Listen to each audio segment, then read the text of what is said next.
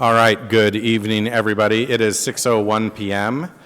on March 16th, 2026, and I'm calling tonight's City Council meeting to order. Would you all please join me in the Pledge of Allegiance? I pledge allegiance to the flag of the United States of America and to the republic for which it stands, one nation, under God, indivisible, with liberty and justice for all.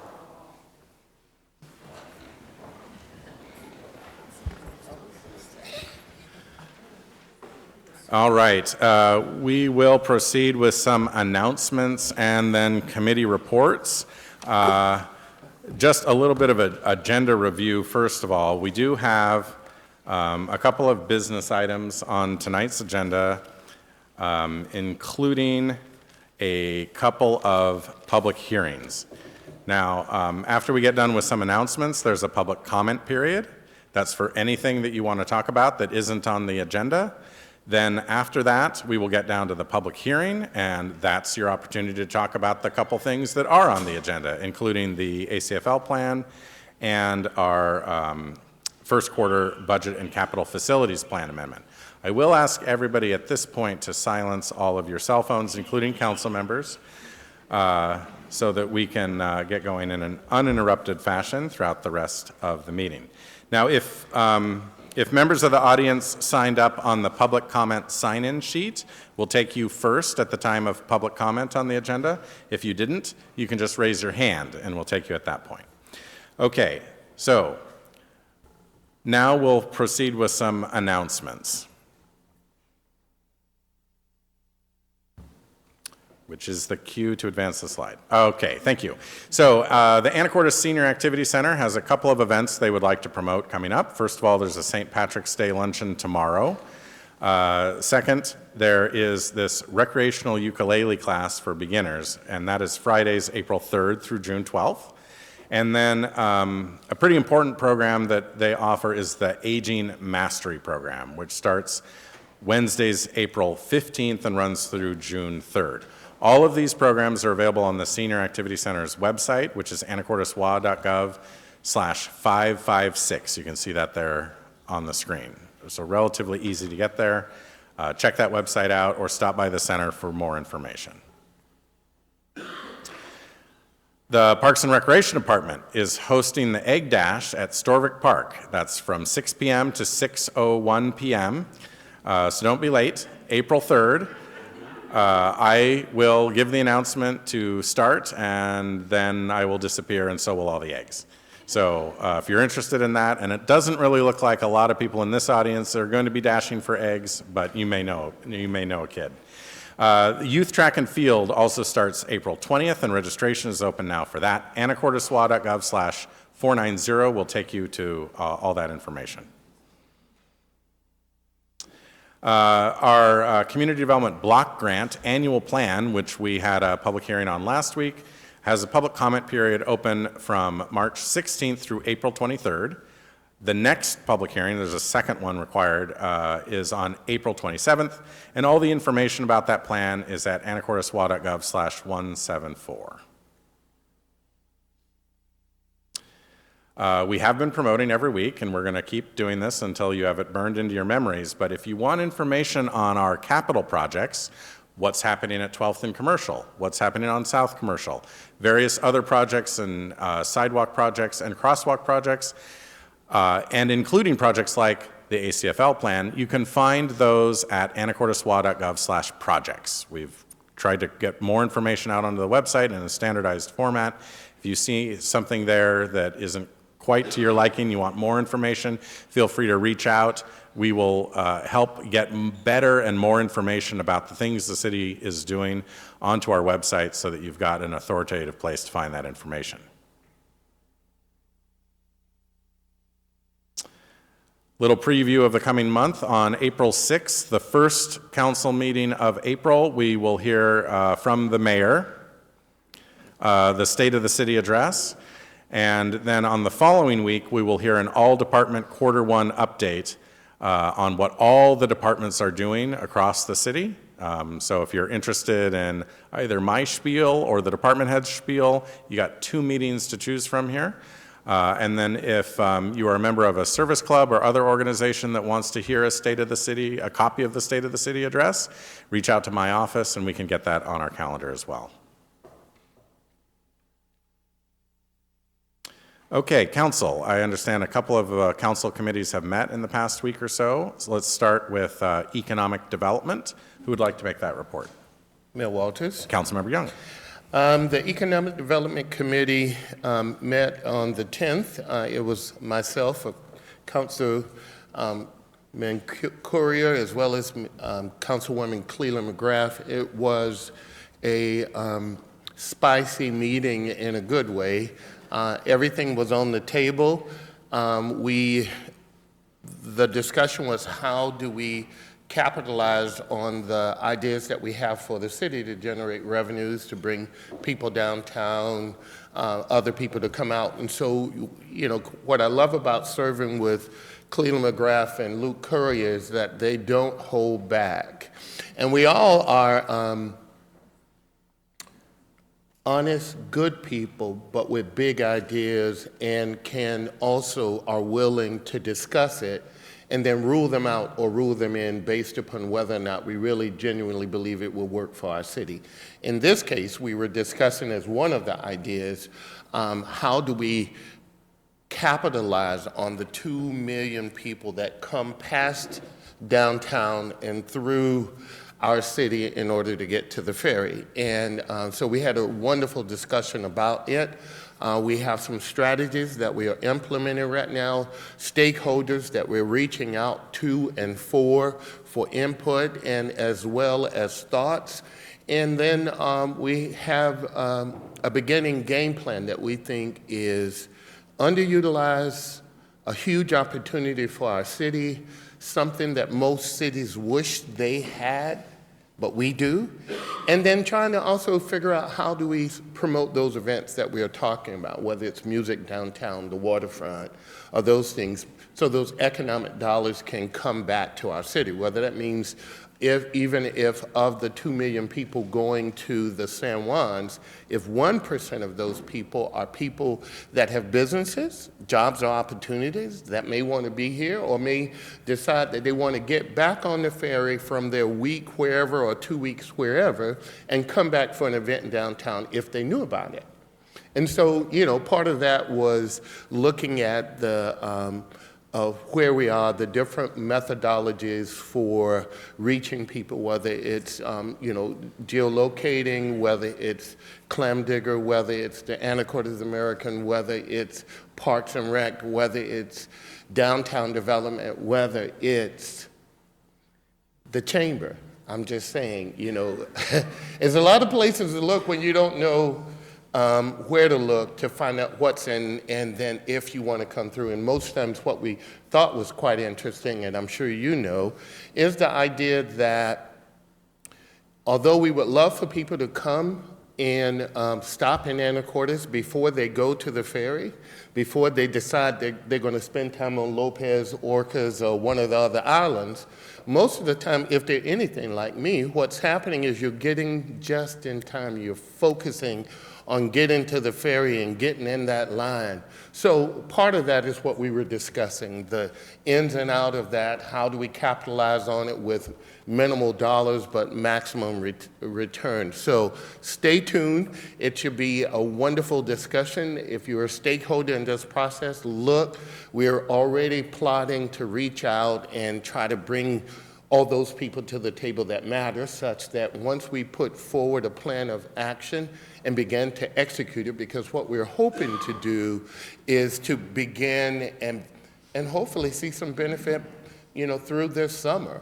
But, you know, our work is cut out for us for sure, but I can guarantee you that I've never been more proud to serve with Councilman Courier or even Cleland McGrath, because, you know, they're bringing it to the table for sure. And so, anyway, but that's the good news, and so we've got ideas that are coming to the table, and we'll be reaching out to community and stakeholders for other ideas as we flush out our approach to getting to what we want. Thank you. Thank you, Mr. Young. You keep describing your committee meetings as spicy. I'm getting a little concerned what kind of economic development you're planning.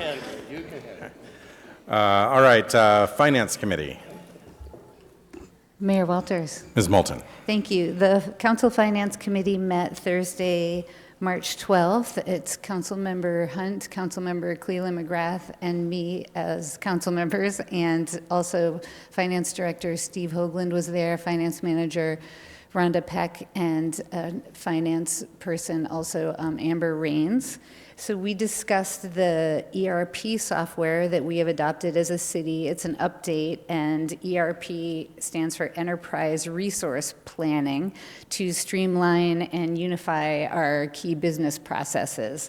And we are on track. Staff has been working hard and implementing this in chunks. So we're on track for July 1st. Our financial modules will be implemented, and then utility billing is next, and that will come online January 1st, 2027. And that apparently is going really smoothly with some good tech support along the way, which is refreshing.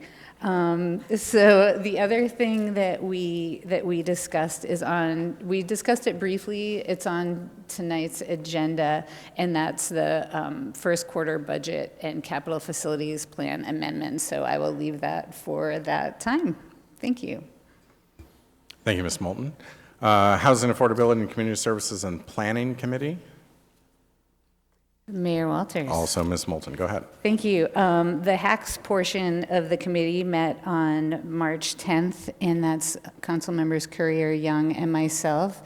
And we had multiple guests. We had some in person and some online from the Family Center, Community Action, the Housing Authority, and the Able Housing Group that has been very successful and I think we've said this before, but it bears mentioning again, with a little bit of help from the city, they secured $4.5 million to develop housing here in town for adults with intellectual and developmental disabilities, and they already have a house that they've renovated and re-landscaped and is being occupied, and they're well on their way to doing more.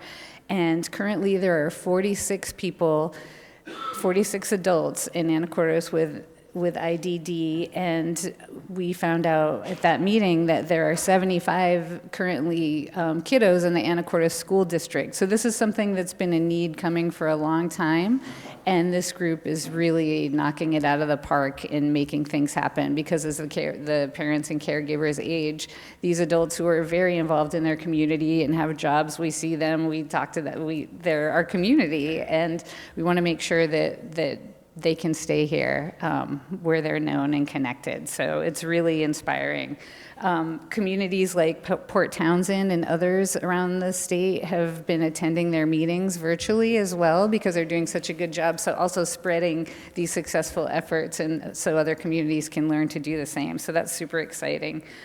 We talked a little bit about the CDBG allocations that were presented a couple of weeks ago. That's the Community Development Block Grant that we get from the federal government every year, an amount of $105,000 to $110,000.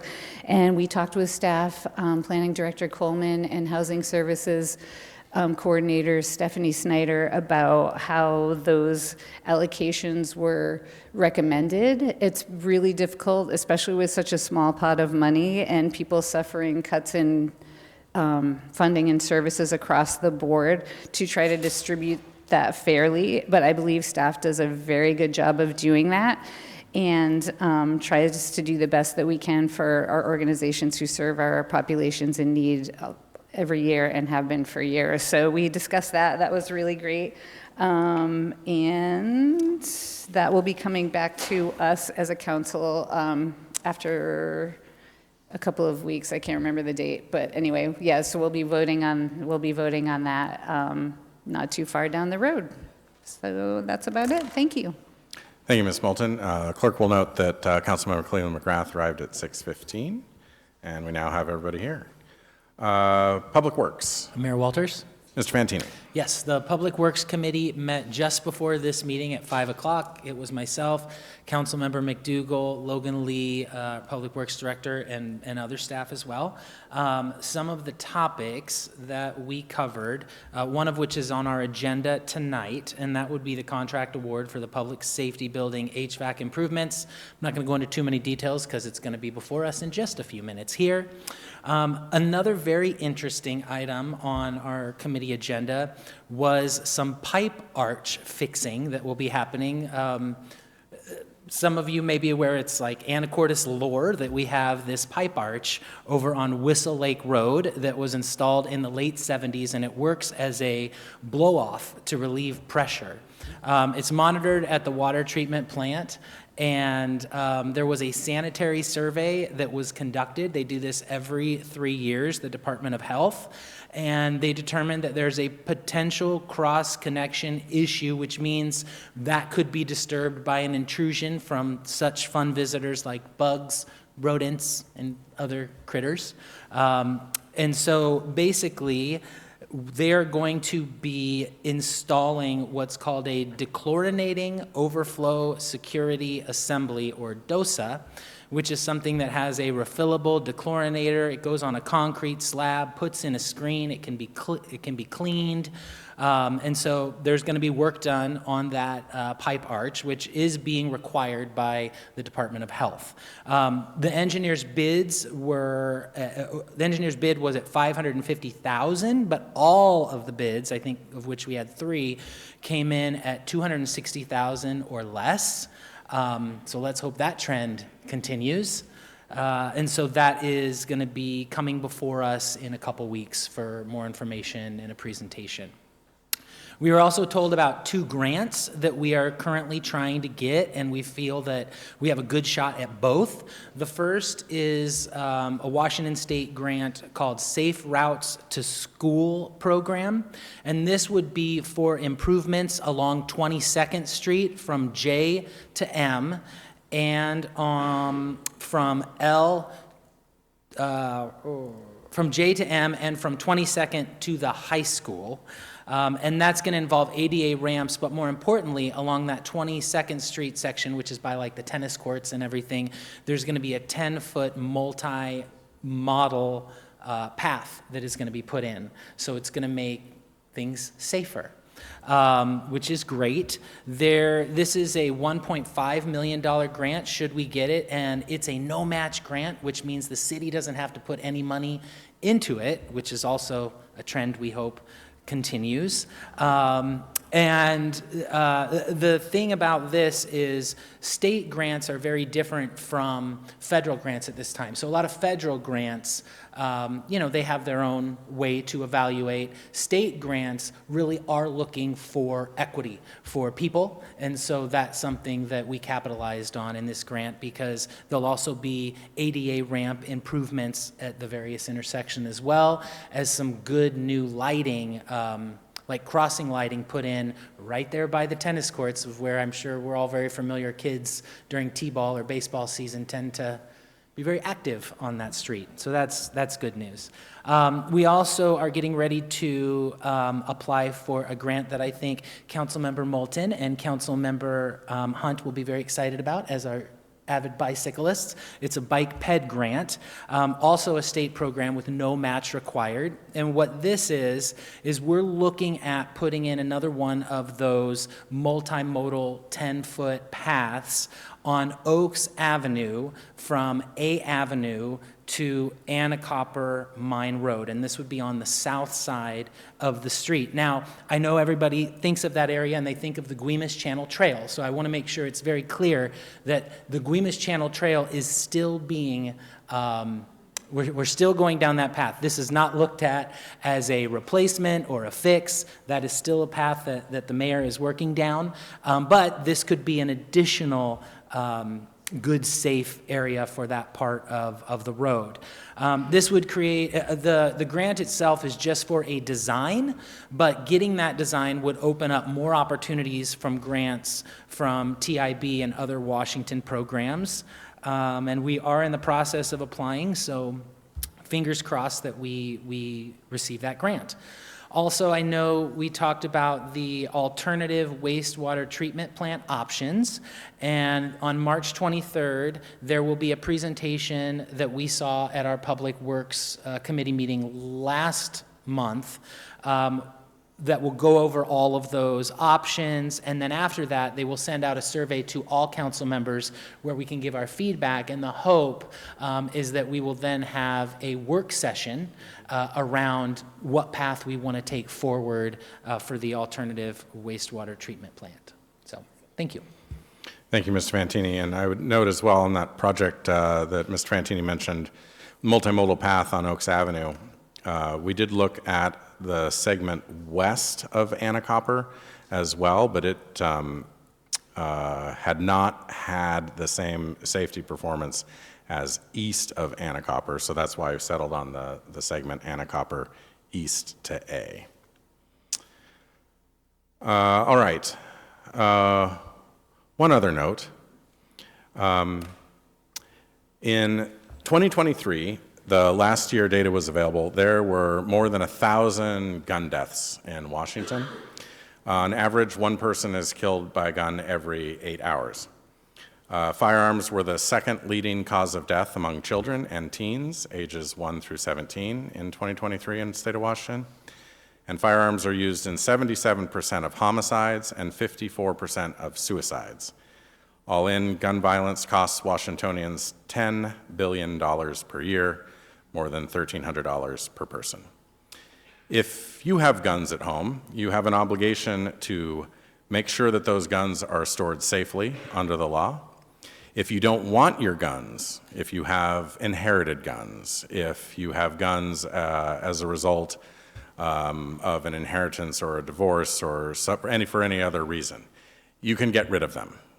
You can call APD at their dispatch number, the non-emergency number, which is on your screen here, 360-428-3211, and you can make an appointment to come to the police station, leave them in your car, and they will come out and dispose of them for you.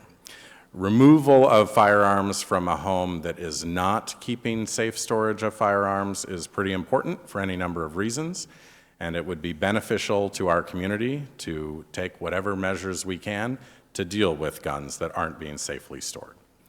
So we will remind council and the audience of this on any number of occasions going forward. It's a good practice. Please tell your friends and neighbors if you've got any concern about any particular household that has guns, doesn't know what to do with them. Voluntarily, we can take care of them for you. All right, our next item of business is a couple of appointments. The first is Resolution 3209, which is proposed council confirmation of my appointment of Jill Underwood to the Planning Commission. Council.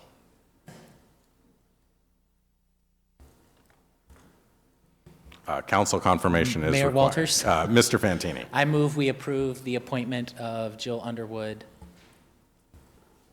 Second. I hear a motion and a second, which I'm going to characterize as a motion to approve the resolution, confirming the appointment of Jill Underwood to the Planning Commission. Any discussion?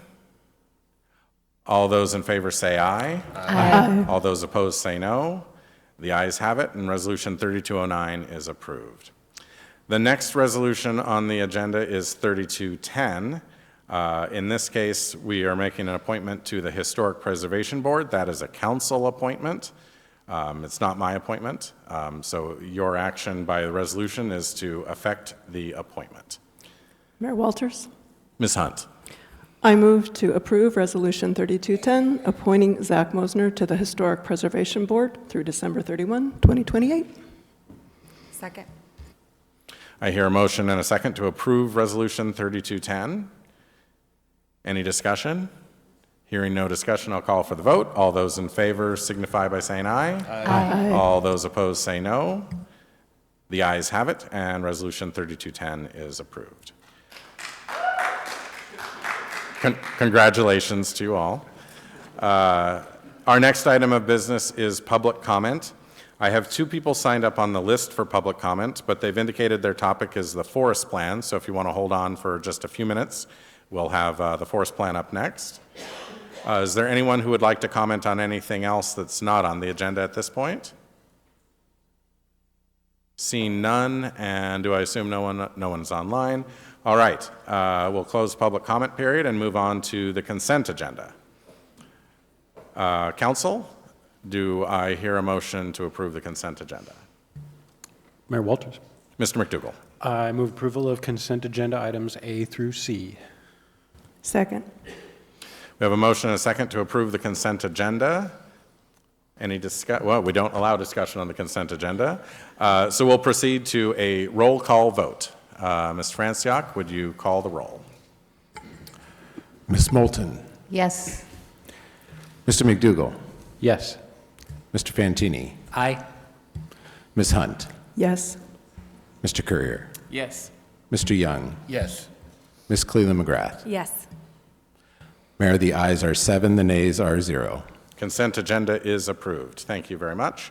Our next item is a public hearing on the ACFL plan, and Mr. Vokes from the Parks Department is here to present that item. Thank you. Good evening, Mayor, Council, members of the audience. This is, in fact, the public hearing on the Community Forest Plan, and you heard from me quite a bit a few weeks ago, so this is just a quick reminder of where we are and where we're hoping to go. Forest Board spent some time updating the November 1st, 2021 plan. That is the draft that you have now and that you have been receiving some written comments on.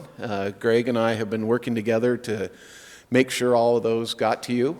And if there's any questions about those, I can certainly help out with that.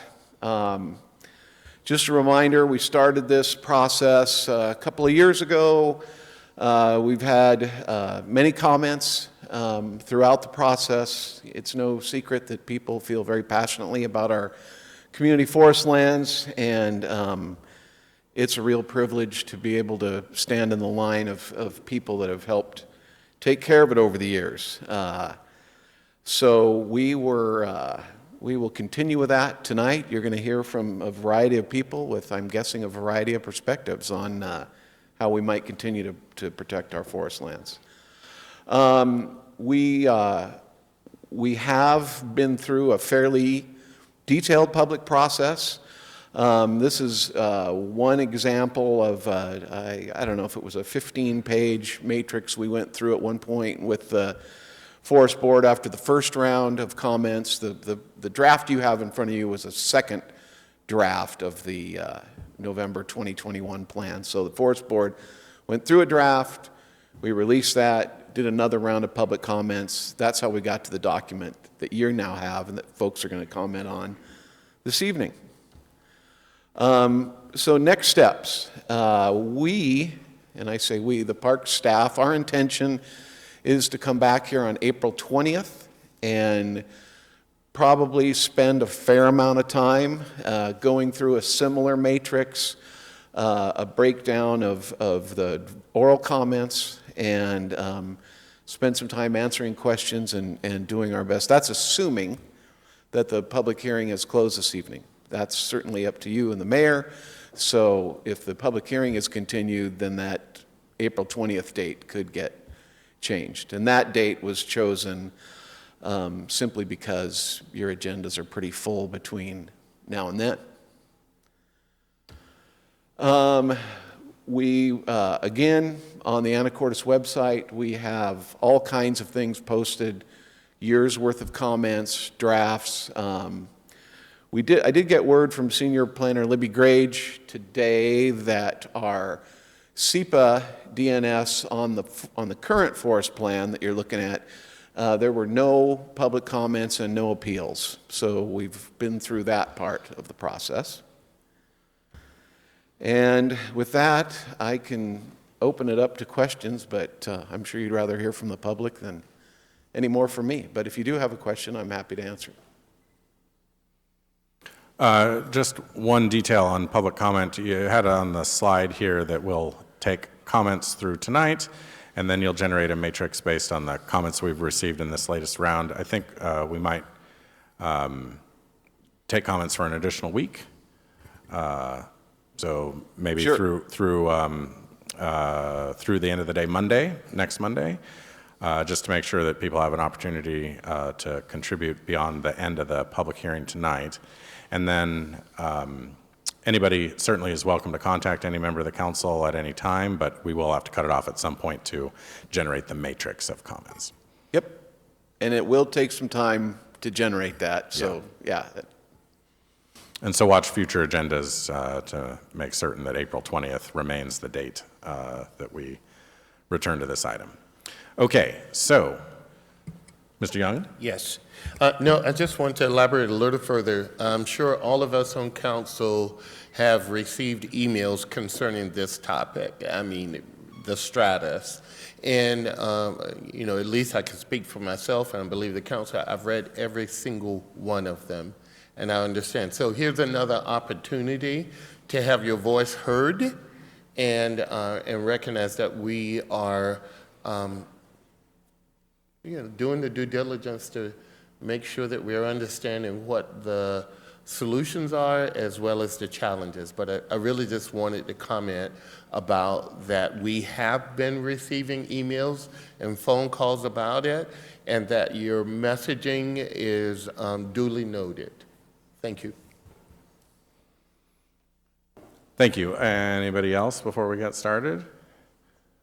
All right. And we do have, some experts here in the audience, given that Mr. Vokes or Mr. Lunsford have been the forest managers since 1992. So if you've got questions we can that aren't answered in the public hearing format, because we're not going to be doing a lot of responses here, you can always reach out to them for questions. I've got 2 people signed up on the sheet, so those people get to go first. So beginning with Josie Henderson, we will take our first comment, and I'll open the public hearing. Now, at the podium, and we'll ask everybody to come to the podium for your presentation, there is a series of lights. Green means go, yellow means you've got 30 seconds left, and red means your time is up. And I will cut you off after the conclusion of your last non-run-on sentence when the light turns red. You've got about 3 minutes, which is our standard. You want to speak directly into the mic, and you need to begin by saying your name and the neighborhood in which you live. So, Ms. Henderson, come on up. And after that, it will be Marlene Finley. Go ahead. Good evening, Mayor Walters and City Council. My name is Josie Henderson. I'm the Executive Director for the Friends of the Anacortes Community Forest Lands, and tonight I am speaking on their behalf. We have 400 members, and they live in every neighborhood in Anacortes. So we have been part of this process throughout I've been with the organization about a year, and I've been to every Forest Advisory Board meeting, have seen the process go through, and I just want to say thank you to the Forest Board. There's been lots of public comment, opportunity, and engaging that. I feel like they've really listened to the community, and I encourage you to continue with that process. We have contributed to the plan. We actually did some input on some of the regulations, and so we were happy to provide that. We encourage you to always keep in mind, even with the budget cuts that are happening and the pressures that you're under to fund the ACFL, that it's really important. It brings in tax revenue. It's really important to our citizens, so we want you to remember that. Enforcement of rules, I know that there are issues around this, that's additional funding, but the truth is, if we have those rules out there and there's no enforcement, they kind of don't mean anything. And I think we all see that with the way that some of the rules are adhered to or not adhered to. We encourage you to make evidence-based decisions. There are some tough decisions that will have to be made, and we just ask that you really look at the research and the science when you make those decisions. And finally, we just want to thank you for all of your dedication to the forest. This is a tremendous community resource, and it's taken a village to get it going and sustain it, and just thank you for all your efforts toward that, and please continue to do that. Thank you. Thank you. Next up, Marlene Finley, and then we'll take people who raise their hands in the order in which I see you. Good evening. My name's Marlene Finley, and I live in Lower D. That's what we call it. I'm the president at Evergreen Islands, and for 49 years, our organization's worked to protect the natural environments of Skagit County's saltwater islands. We've been active participants throughout this planning process, attending the Forest Advisory Board meetings and submitting written comments. This draft before you has some strong points. It's concise, it's well-written, it's easy to read, much better than the predecessor. We're especially pleased to see the sections on citizen science and monitoring, the baseline monitoring.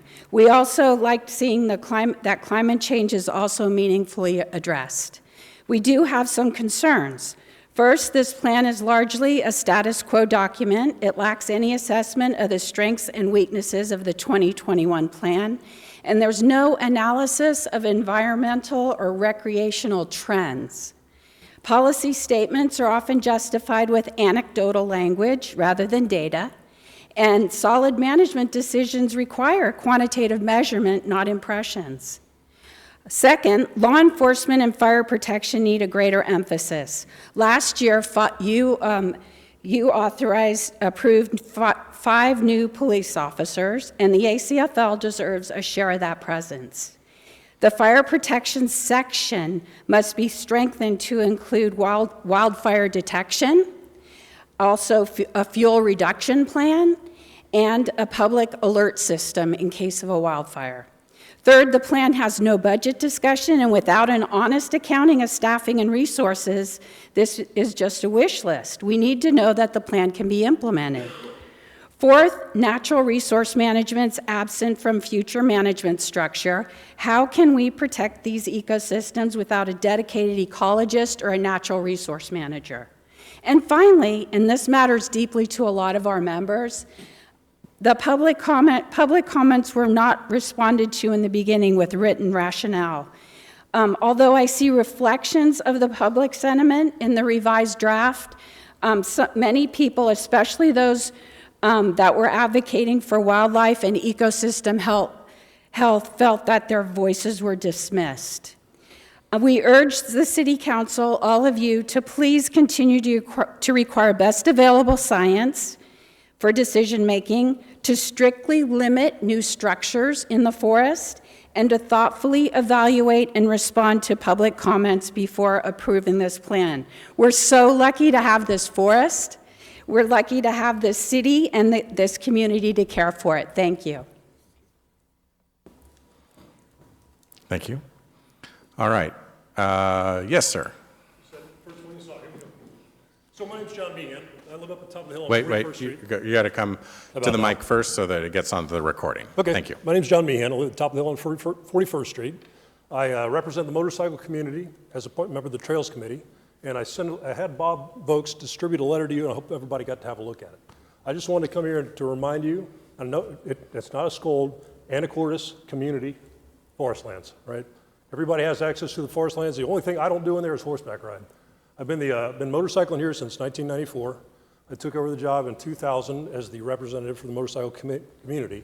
And what I've seen largely is an exclusionary process, and it's mostly from people that I cross paths with on the trails that are non-motorcyclists. Most of the motorcyclists that I engage are all very responsible, very respectful, and understand that it's critical that they behave very, very well in the forest lands.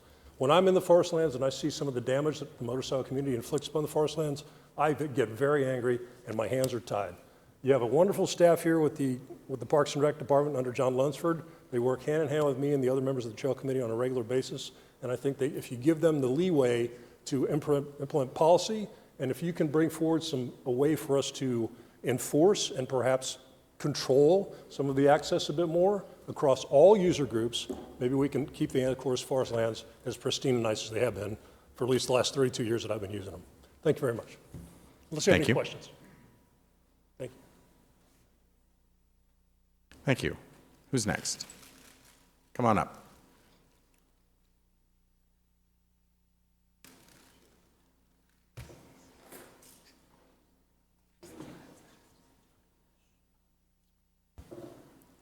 My name is Paul Barron.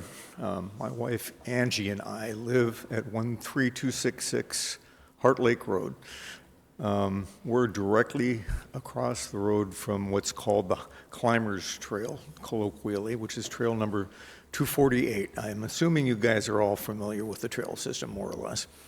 And I'm here mostly to discuss the impacts of the use of that trail, and particularly the parking area, that affect us and Linda Earwood and her husband Larry, whose property adjoins that trail. We've been using that trail since there was only an unofficial trail for a long time. I'm probably the single most frequent user of that trail. We live right across the road. My concern is that in the documents that I see, that no mention is made of how the parking is going to be treated at the lower end of Trail 248, which is one of the main accesses to Trail 247, which is a main trail on the west and south side of Mount Erie. It's a known issue there with traffic. There's not good parking. For us, we're impacted by noise, dogs, slamming doors. Most people are considerate, but even then, there's commotion there, and it does affect us. It directly impacts us. That parking area was once used to stage a burglary at our house. That's a real serious impact for us. So my concern is that we're not being invited to the party. Nobody has ever talked to us about how that should be treated and what our concerns are and what our input might be to manage that. I think the Earwoods have the same issue. They kind of feel like they're left out, even though their property immediately adjoins that property or the trail. So we're big users of the ACFL and value it. So we want to be able to contribute, and I think that is a concern of a lot of the community, is to kind of feel left out. So we'd like to see some more invitation for the community, especially people who live adjacent to the forest lands, to have some input and to help steer things without feeling like they're being dictated to by a bureaucracy, I guess is the best word. Kind of on a final note, I see the trails that are damaged every year, year after year, by motorcycle use in the forest lands. On trails that are not authorized for motorcycle use, there's no enforcement up there. There's no restrictions. I'm sorry? Oh. You hit your red light. Oh, okay. Well, motorcycles. But thank you. I think we heard that comment. Thank you. Thanks for listening. Who's next? Come on up.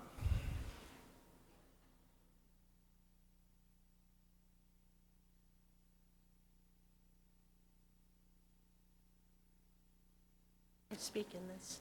Yes, and feel free to adjust your microphone so that you can speak directly into it. Okay. I'm not a public speaker. I'm not used to this. Okay. My name is Linda Earwood. My husband Larry and I live at 13223 Heart Lake Road. My house and property is alongside of trail number 248, and trail 247 runs along the back of our property also. I live in the county. My understanding is that the ACFL is planning to enhance the parking area for trail number 247 and 248 at the bottom of my driveway. The city's owned property is only 30 yards wide on which the trail fits, as I've been told. We already have people parking halfway in our driveway a lot of the time, dogs off leashes running out onto our property and down our driveway. At times, loud noise by inconsiderate people late at night, since the time was extended until 10:30 at night, and overnight campers as well at times. Yesterday morning, Sunday morning, before 6 a.m., I was awakened by lights coming through our windows of our house by people down at the bottom of our driveway and at the bottom of trail number 248, from wearing large bright lights on their heads, which I called 911 non-emergency, asking what was going on, thinking maybe somebody had gone off the road on the other side, like we've had several times. Or maybe rescuers needing access of our driveway, which we've helped them out many times when somebody's gotten hurt on the mountain. I believe enhancing the parking area not only would impact us, but also the wildlife and the beauty of the forest lands. Hardly ever does the city come to patrol this area because we are about 300 yards outside of the city jurisdiction. I find it very sad that we are not or have not ever been informed about the trail, parking, or changes of 248, except after the fact by the Anacortes American paper, or this time by one of our very few neighbors that live out. We only have 3 neighbors on Heart Lake Road before you get to Lake Erie Grocery Store from the city. From the sign, it says you're in the county now. So I just wanted to let you know of my concerns, and I mean, we're always there to help. I mean, we've had, as I said, the ambulance, fire trucks, everything up there when needed. So we don't have a problem with that. I mean, who would? So. Perfect timing. Okay, thank you. Thank you very much. Anyone else? Come on up.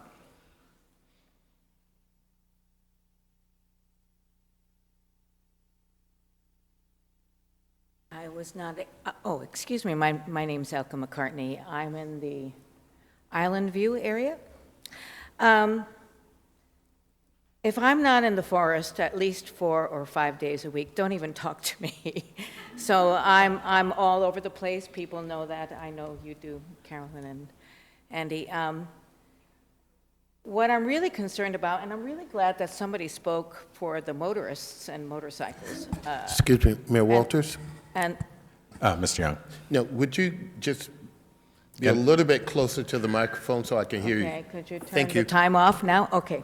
Hi, Elka And just be sure to McCartney. look this direction. It's All very right, directional. so- Yeah. My main points are signage, signage, signage. That's going to solve a lot of problems for the motorcycles. What I see is up in the 300 zone, there are some nice big signs that point the way for the motorcycles. But if you come the other way, 0. There's no signs whatsoever on the 302, none, 0, zippity nada. There's no signs coming from the other direction on 300. I hope you're hearing this, Bob Vaughn. And I think it's all about the signs. Also, at Whistle Lake parking lot, Heart Lake parking lot, there was no signage about the season for motorized vehicles. Nothing. So I see guys up there all the time, and they just zoom right by me, practically run me over while I'm up there on the trails for peace and quiet. They tear up the trails, especially in the 300 zone, and I don't appreciate that very much, but I really think, you know, besides, I saw cameras there at Little Round Top at one point, and I appreciated that, but I think better signage would really, really solve a lot of problems, and it won't cost much. So that's my comments for tonight. Thank you very much. Appreciate it. Thank you. All right, who's next? Come on up.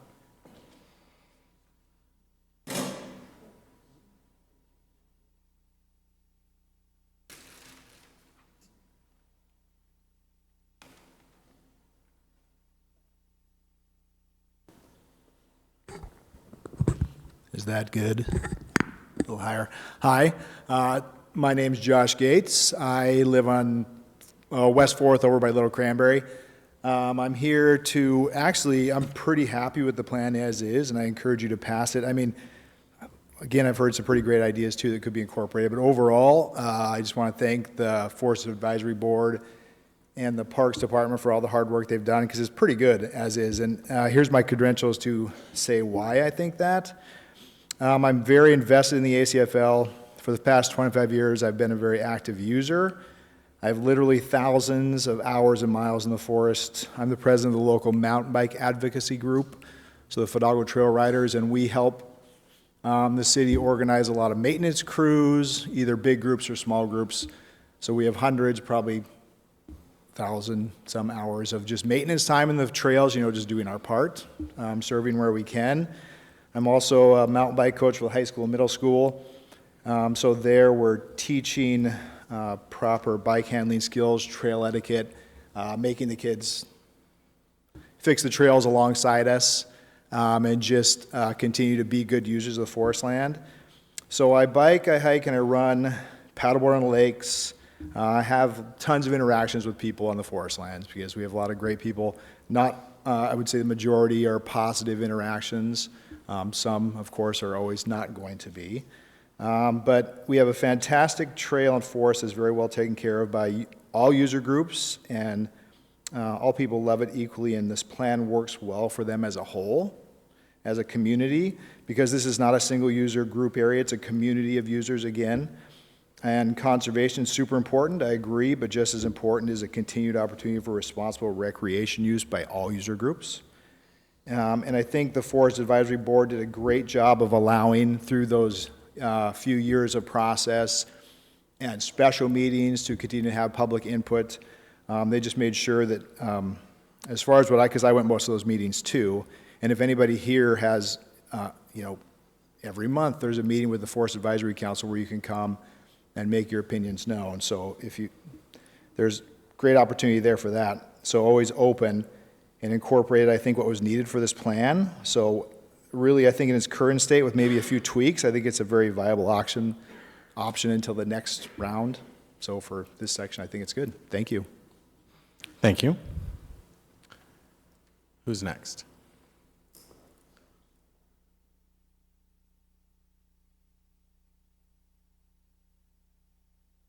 All right, Mr. Wetcher, I didn't actually call on you, but why don't you come on up? I beg your pardon. Brian Wetcher, Forest Park Lane. First of all, I would like to thank, from the bottom of my heart, the efforts that staff and the Forest Board members and the community put into this document that you have in front of you. I believe the important word in this is community, and that's what it says in the plan. Anacortes Community Forest Lands Plan. The community participated in this and helped to create this. I'm overwhelmed with the amount of input and interest that we have in the forest lands over all the years. It's been a long time coming to this, but I believe the community has adopted the forest lands as the jewel of the city.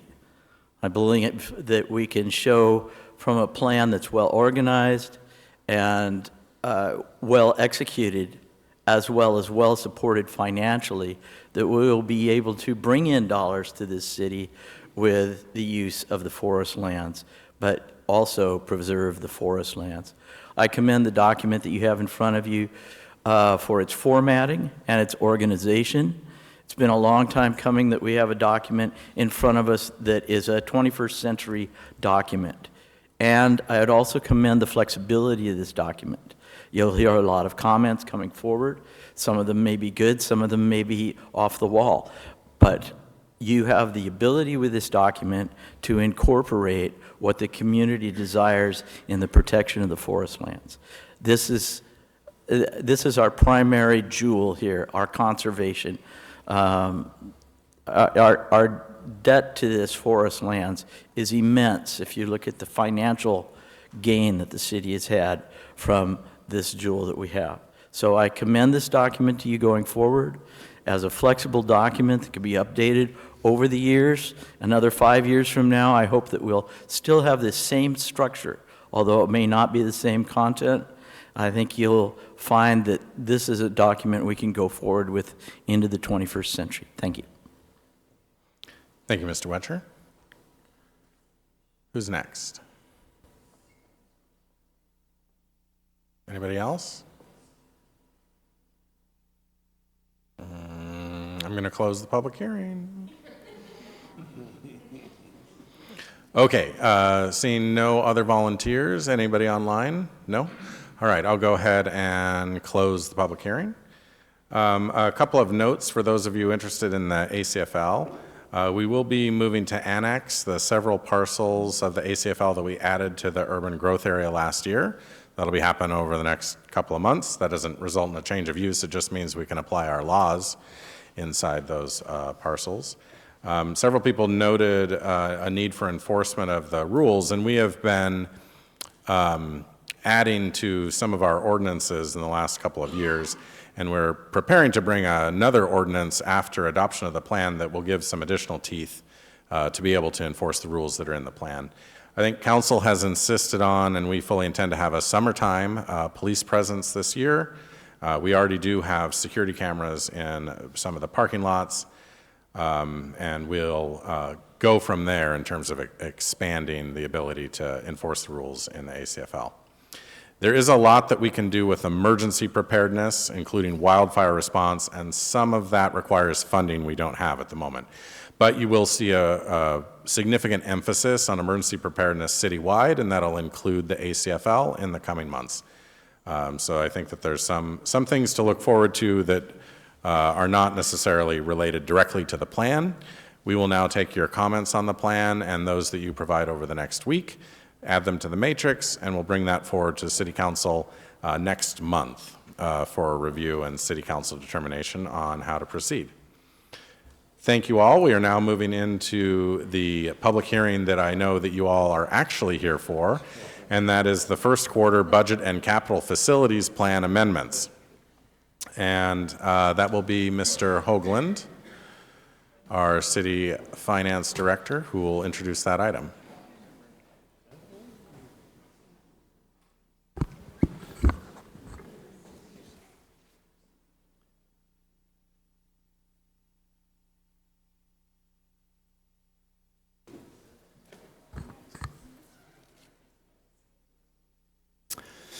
Thank you, Mr. Mayor, members of the council, members of the audience.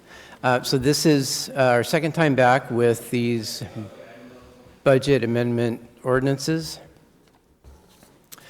2 weeks ago, we talked about this briefly. Just as a quick recap, the capital facilities plan amendment is required to be done in conjunction with the operating budget amendment.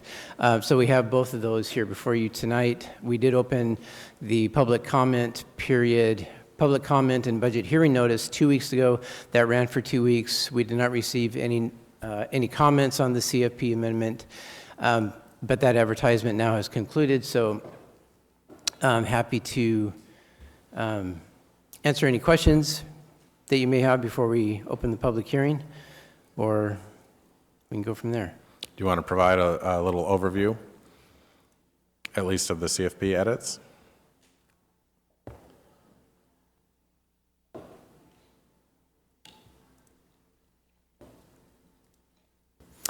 Certainly.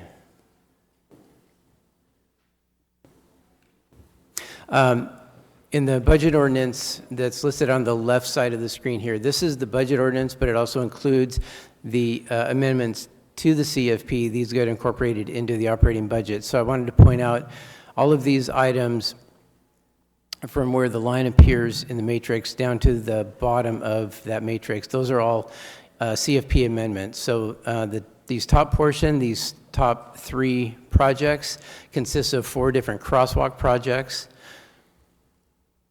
2 of these contracts have already been let, and then this third one, the 32nd Street and Storbeck Crossing, is still to come, still to be put out to bid. There's a couple of grants involved with that. The total REIT for those 4 crosswalk projects, REIT is real estate excise tax. Those are the local funds that would be used towards those projects. Total is $238,000. Fire Station remodel, Fire Station 1 remodel, total of $312,000 is being requested. $67,000 of that is local REIT. The rest of that is in impact fees. And then the remaining item in Fund 501, this is in the operating budget only. The CFP is not affected by this. This is adding an additional repair line to the fleet, the ER&R equipment rental fund. Our fleet department is requesting an additional repairs line item to reflect the additional work we're doing in-house now with our new insurance that has a larger, higher deductible. Thank you. Copay was the only thing coming to mind. So with that, Mr. Mayor. All right. Thank you. If council has questions, I'll take them now. Otherwise, I'll open the public hearing. All right. I'll go ahead and open the public hearing. We'll now take public comments from any member of the public on the capital facilities plan or the related budget amendment. Don't everybody get up at once. Okay. Mayor Walters, there yes. is a hand raised online. Oh, perfect. Can you make that happen? We'll take the online caller. Caller, you wanted to say.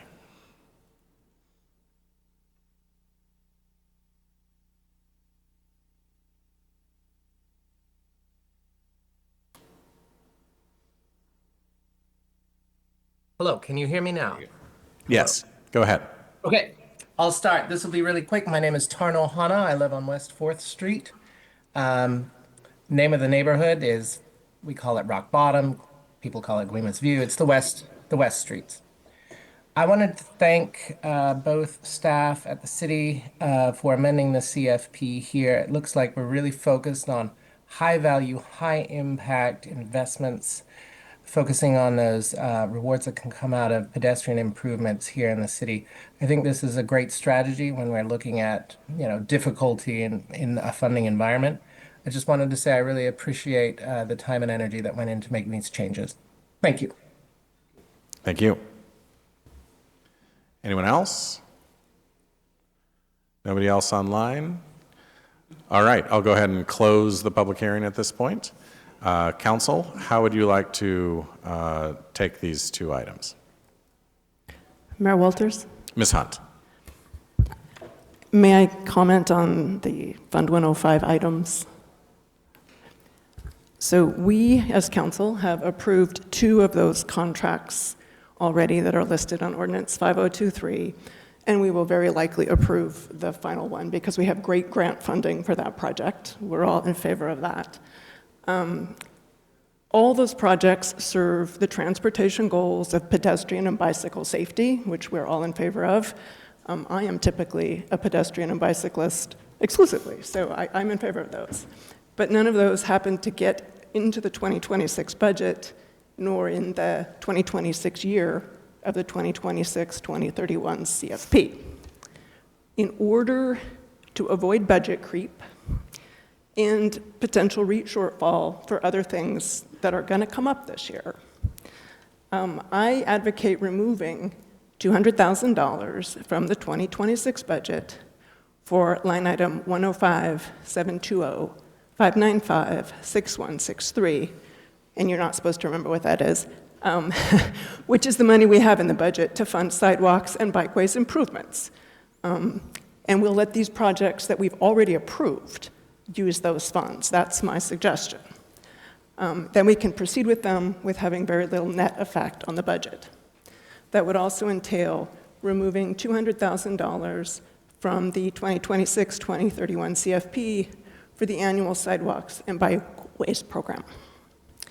Mr. McDougall pointed out when we talked about this 2 weeks ago that grants get awarded even since we developed the 2026 CFP. And we may have more grants come our way. Our staff has been super successful with getting grants. We heard about that from Public Works Committee tonight. Some of those do require matches. And I'd really like to make sure that we have REIT funding available for matching if we need to.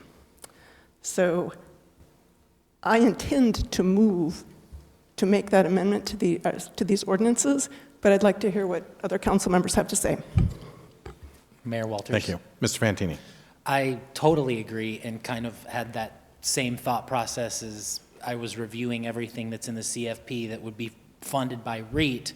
And because what Ms. Hunt is talking about are things that we do every year, missing it this year, I mean, it'd be great to do it, but with the budget restraints that we're having, I think this is a really good move, pivot, if you will, to make.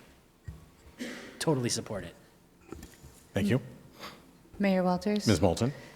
I agree with Ms. Hunt and Mr. Fantini that I feel that the $200,000 from the sidewalk program fits here for pedestrian safety. So I would be in favor of that as well. We know that REIT is shrinking, and this is, to me, a really good way to preserve some of that for other needs while still using money dedicated towards sidewalk projects for these pedestrian safety projects. Mayor Walters? Mr. Young? I'm also in agreement, but what I really appreciate above all in this discussion was how Ms. Hunt brought it up, because this was a bit new for me, and I appreciate how she described the utility of having the money, the long-term benefit that comes to the city from being able to leverage this money. We all know that, like any other city, we're having to make some tough choices, and those tough choices are sometimes on things that we care about, but simply put, we don't have the revenue. And if we were already talking about how we can leverage these dollars for additional dollars, so I appreciate that. And so, thank you for bringing it up the way you are and hearing the input from, my fellow council members. And so, I really think it's prudent and a great way to ensure as best as we can that we have the resources necessary for these projects, but also at the same time the resources necessary to leverage this opportunity for others. And so I'm very much in support of it. And thank you for bringing it up the way that you did. Thank you, Mr. Young.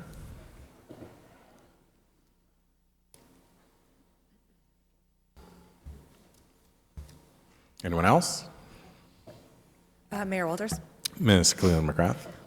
I think this really comes down to the fact that we have a finite amount of REIT money available, and these projects do satisfy the need for improvements when it comes to pedestrian safety, but it also doesn't stop us from monitoring how REIT is coming in for the year.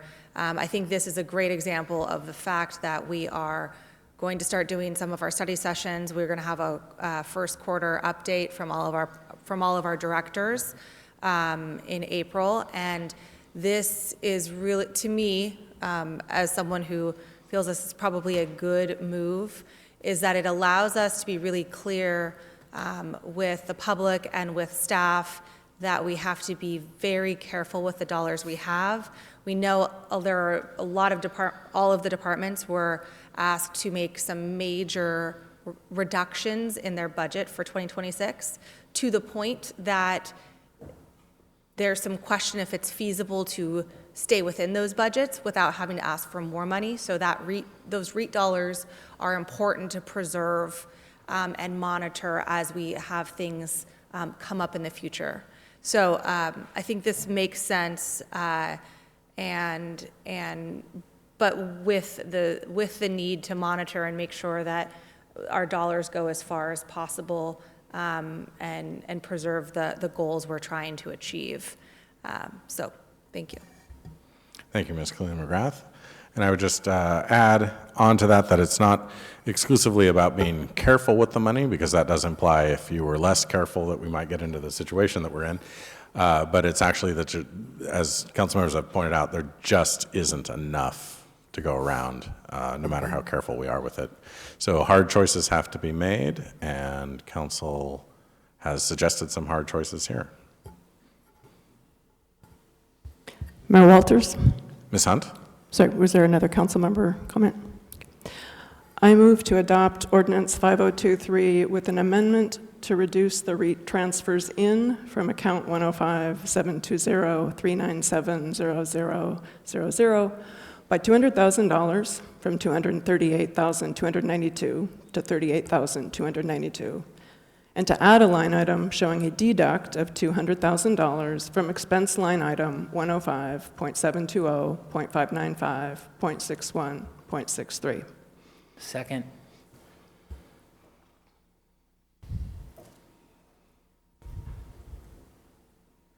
All right, we have a motion and a motion and a second to adopt ordinance 5023 with a deduct from line 105-720-397-0000 of $200,000, leaving $38,292 remaining, and also add a deduct from line 105-720-595-6163 of $200,000.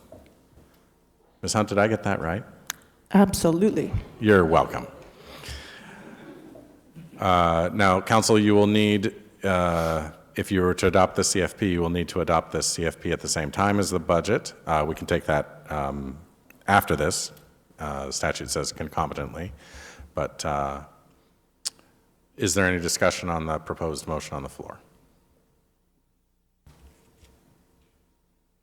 Mr. Hoagland, does that make sense to you? Do you have any commentary at this point? No, that all makes sense. I think the only question I have is if you would want us to make those edits and bring it back next Monday, or just trust us to make those edits and then approve conditionally tonight. Well, Council suggested we were going to approve it tonight, so unless we all vote no, it sounds like we'll be making that happen today. All right. If there's no discussion, we'll go ahead and take a vote on this ordinance. It will be a roll call vote. Mr. Franciak, please call the roll. Mr. McDougall? Yes. Mr. Fantini? Aye. Ms. Hunt? Yes. Mr. Courier? Yes. Mr. Young? Yes. Ms. Cleland McGrath? Yes. Ms. Moulton? Yes. Mayor, the ayes are 7, the nays are 0. The ayes have it. That ordinance 5023 is approved. Now, 5024. Council. Mayor Walters? Ms. Hunt. I move to approve Ordinance 5024 with an amendment to add a fifth line item to delete $200,000 in 2026 of REIT for the annual Sidewalks and Bikeways program. Second.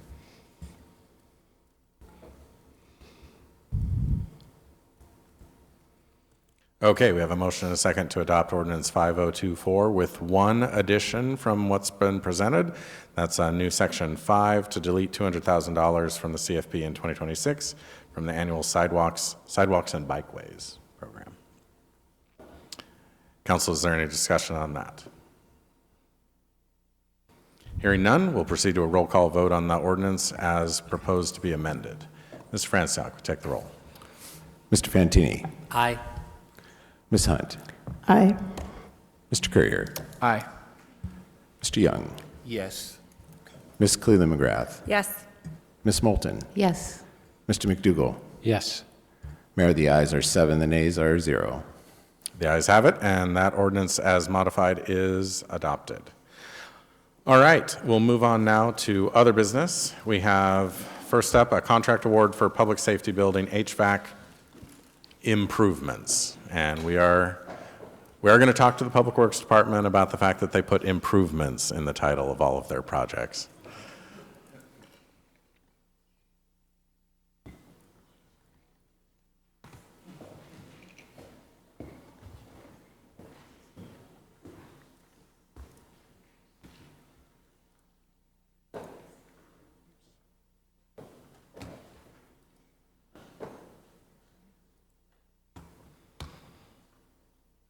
This looks very much different than my version. You can press F5 on the keyboard if you want. There we go. And Mr. Ludeman will present this item. Good evening, Council, Mayor, and members of the audience. Tonight I have a contract we're asking for the public safety building HVAC replacement. It's for engineering and scope of that system, and we've had some issues in the last year getting this system bid out for replacement, and we'll go over that here. So just a little background. Public safety facilities opened in 2000. 43 people work out of there, including the court and records staff as well. It's also our city's emergency operations center. And due to safety and security, there's no windows that open for ventilation. So this last year, the fire department, or police department with no AC, it's been a little hot and toasty in there. So the system was put in originally in 2000, and the failure started about 2024. They no longer make the components we need due to EPA regulations. I believe there's also some ecology regulations as well. We had this in the CFP for 2025 replacement, and we ran into complications with vendors not being able to purchase the goods or design a system that would work. We actually went out to bid twice, canceled the bid the first time, and then the second time we actually had to cancel the posting the first time. The second time we actually canceled the bids because we weren't confident that we were getting a system that would actually meet the regulations. So we're here today. We have Hargis Engineering to actually scope a system for us, to engineer it to work with the rules and regulations, to develop a system that can be retrofitted into our current system because it's in the attic of the police station. You can actually get to it to replace the system. So we're confident they're going to be able to provide drawings and specs for the potential bidder to scope the system that we need. You can see here the red box represents the outdoor part of the system, and the green box is in the attic of the police station. Both are quite a bit distance between them and lots of moving parts to get it from point A to point B. This is the outdoor system. It's about the size of a small car. And this is the indoor system. I should have had a person standing next to that, but that box is about the size of a minivan. And the only way to get that out of there would be to remove the entire roof of the second floor of the police station. So our hopes are to be able to design a system that can be retrofit inside of that. But there's a lot of the EPA rules and UL listing has to be done because the new systems are flammable, unlike the old systems, unfortunately. This is the only attic access. Is the ship's ladder to go up in the side of a closet. So there's not going to be any big components that can come in and out of there. And after that, we're asking recommendation to replace that. And if you have any questions, I have Brendan Krause with me, our facility supervisor, who's happy to answer any technical questions as well. All right, thank you. Council?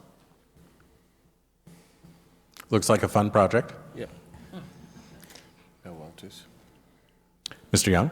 Now, again, I wanted to take this moment to again thank Mr. Ludeman and the team for the work you guys do to, one, not only save money for us, being very practical about what we can and cannot do, how best we can use those dollars, and, looking at ways that we can mitigate costs. Everything seems to be going up. Gas went up. I don't know if it went up in the hour we've been here, but but the point is that we're all feeling it, and then trying to look at as public servants, how do we best use those dollars that we get from you?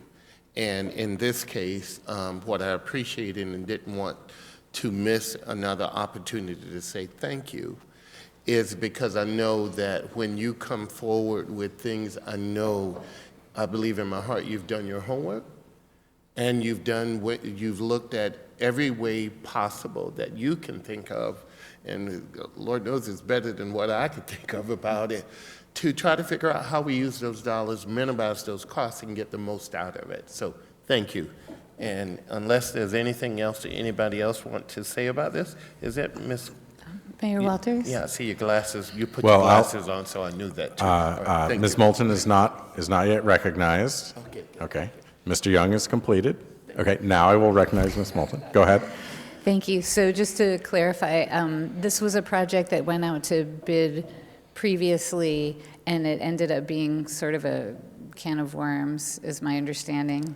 Yeah, we ended up canceling the bid because we weren't confident that the bid was going to actually meet the standards and specs required by the new laws, because it's kind of one of the first projects these companies were coming across, and we had different vendors telling us different things. It made us really uncomfortable that we weren't going to get the product we actually needed. So that's why we pulled back and decided to get someone to actually engineer us the solution. I really appreciate knowing that, and thank you for the presentation with the photos and the PowerPoint to bring it all home to us how complicated it really is. And so, since this contract is for design only, it's a little bit less than $55,000 and design and engineering. So, do we have a sense of? It's a great question. I don't think we have a good sense of the overall cost. I think we had about $160,000 in last year's CFP for this project. It's probably more than double that now the new laws have taken effect, and then with the engineering costs included. So we're crossing our fingers for continuation of low bids we've been seeing across Public Works. Yes, okay, we will. We'll keep our fingers crossed, but it does sound like it could be, double what we initially expected or more. I would say and then, just speaking of hard choices, then just to underscore that we'll need to figure out where this money is going to come from, because absolutely, this is an absolutely necessary project that we need to figure out how to get done. It's not acceptable to not do it. So I would move that we authorize the mayor to sign contract 25187 FAC 001 with Hargis Engineers in the amount of $54,475 to perform the design of the public safety building HVAC improvements project. Second. We have a motion and a second to approve the contract as presented. Any discussion? Yeah, Mayor Walters. Ms. Colleen McGrath? Thank you. So first of all, being on Public Safety Committee, I did not realize that that the police department did not have an HVAC system functioning for the entire summer of 2025. Because it's a secure building, there are no windows that open. So this is one of those situations that there's no kind of easy fix or Band-Aid that can get us through. So the other comment I want to make is, one, do we have other buildings that are going to have this similar design and problem? And then also, it's 1990, I should know this, but have we already replaced the roof? Is there a point at which taking the roof off could be more cost effective than trying to retrofit it up the way it's being proposed? I don't think it'd be cost effective to remove the roof to replace the system if they can retrofit what we have there currently. Okay. That'd be much more cost effective. And how old do we know how old the roof is? It's original 2000. Okay. Oh, 2000 or 1990? 2000. 2000, okay, thank you. Any other discussion? Okay, we have a motion and a second. If there's no other discussion, I will call for a vote. Hearing none, all those in favor to approve the contract award, say aye. Aye. All those opposed, say no. The ayes have it, and the contract award is approved. Thank you, Thank Mr. you very Ludeman. much. And good luck. All right, our next item is a presentation on our downtown streetscapes project. Our planning director, Mr. Coleman, will introduce this item, and then we will hear from our consultants. Good evening, council, members of many members of the public that are here for this extremely important topic. My name is John Coleman. I'm the director of the Planning, Community, and Economic Development Department. And a little background on this story, this project is the city hired a consultant to look at our downtown streetscapes, which is our downtown environment, our streets, our sidewalks, our building frontages, our crosswalks, like everything that people interact with when they're in their downtown environment. So with the eye to make recommendations on how we can improve our downtown streetscapes to improve tourist experience, economic development, and all the things that make cities wonderful and places where people want to be. So for the past many months, the first 40 feet, our consultant has been working with the community. We've had 2 open houses and many stakeholder meetings with building owners, just organizations downtown, business owners downtown, interested organizations in the downtown area. And they've been crafting ideas that we could possibly implement as a city that will help improve our downtown streetscape and all the good things that come along with that. So today, Jason Graff of First 40 Feet is going to be presenting some of their ideas. I'd like to just also point out, these are, at this point, these are ideas. The consultant will be asking for council feedback on, taking your temperature on some of these ideas, like some of the big concepts. Is that something the council is going to be supporting, or are we down the wrong track? And then maybe also some, for some of the ideas, maybe some priority lists based on, how much things might cost and availability and impact on the community. Basically trying to figure out our best bang for the buck in the long run. And then, so they're going to be giving that presentation today. We will also be having public opportunity for public to comment on this. So presumably after the presentation from First 40 Feet and some discussion from council. So that's how we're going to go through this tonight. I also want to remind people, like, these ideas that are being presented, these are not things that are necessarily going to happen. We still need to figure out funding and all of those good things before they happen. And we're still taking public input on the ideas. So nothing is happening yet. You can see we have a lot of people here. There are definitely concerns about some of the ideas, so keep that in mind. And with that, I will introduce Jason Graff with First 40 Feet to take it from here. Great.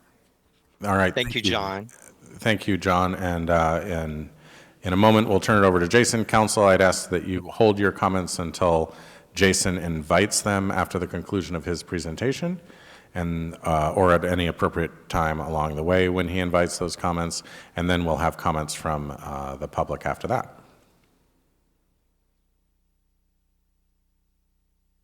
Jason, go ahead.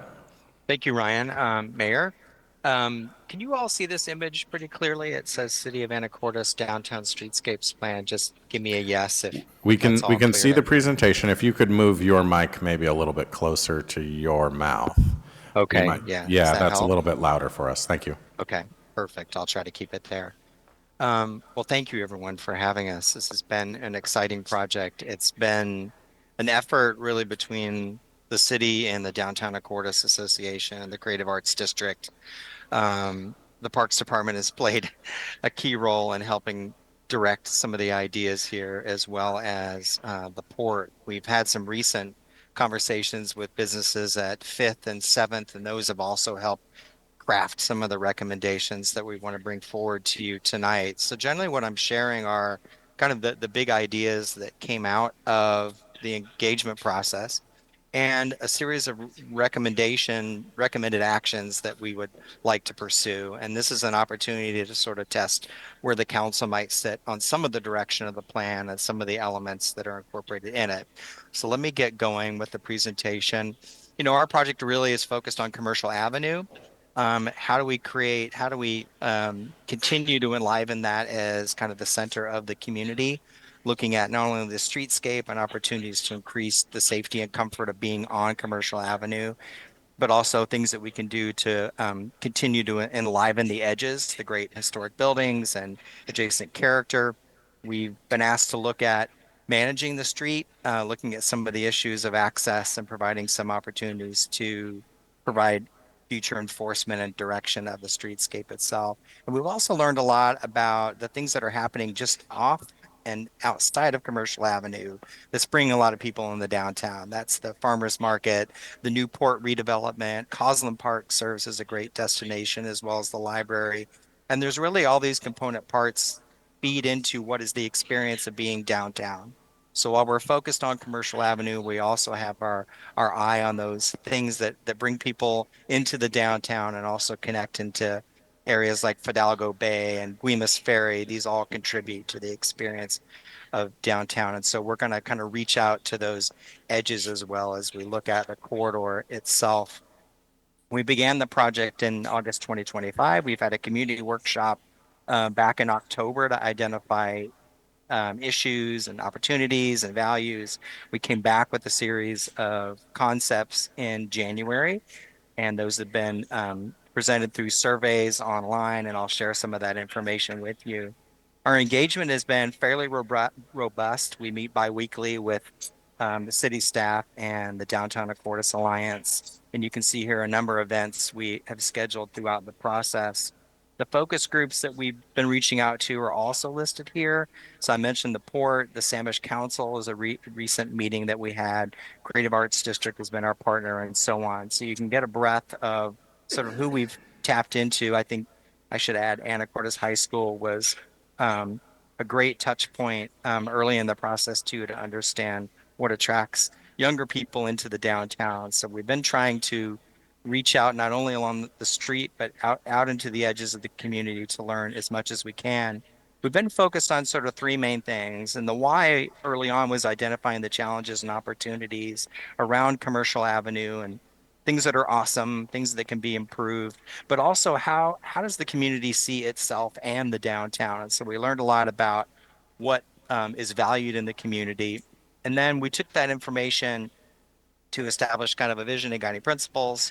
We've explored a number of ideas around Commercial Avenue, about important connections to other downtown destinations close by to Commercial Avenue, and then looking at even a crosstown connection, a great walk bike connection between Rotary Park and Kiwanis Park. And that has then brought us to a point where we can recommend some actions that support some of those big ideas. And so we'll be giving you the full breadth of all that in a 20-minute presentation here. You know, the vision really gets into just the heart of what it is to be in Anacortes. And part of it is nature, part of it is people, part of it is history, and part of it is this strength of the maritime community, this waterfront life. And so that really is a driver for Commercial Avenue in itself.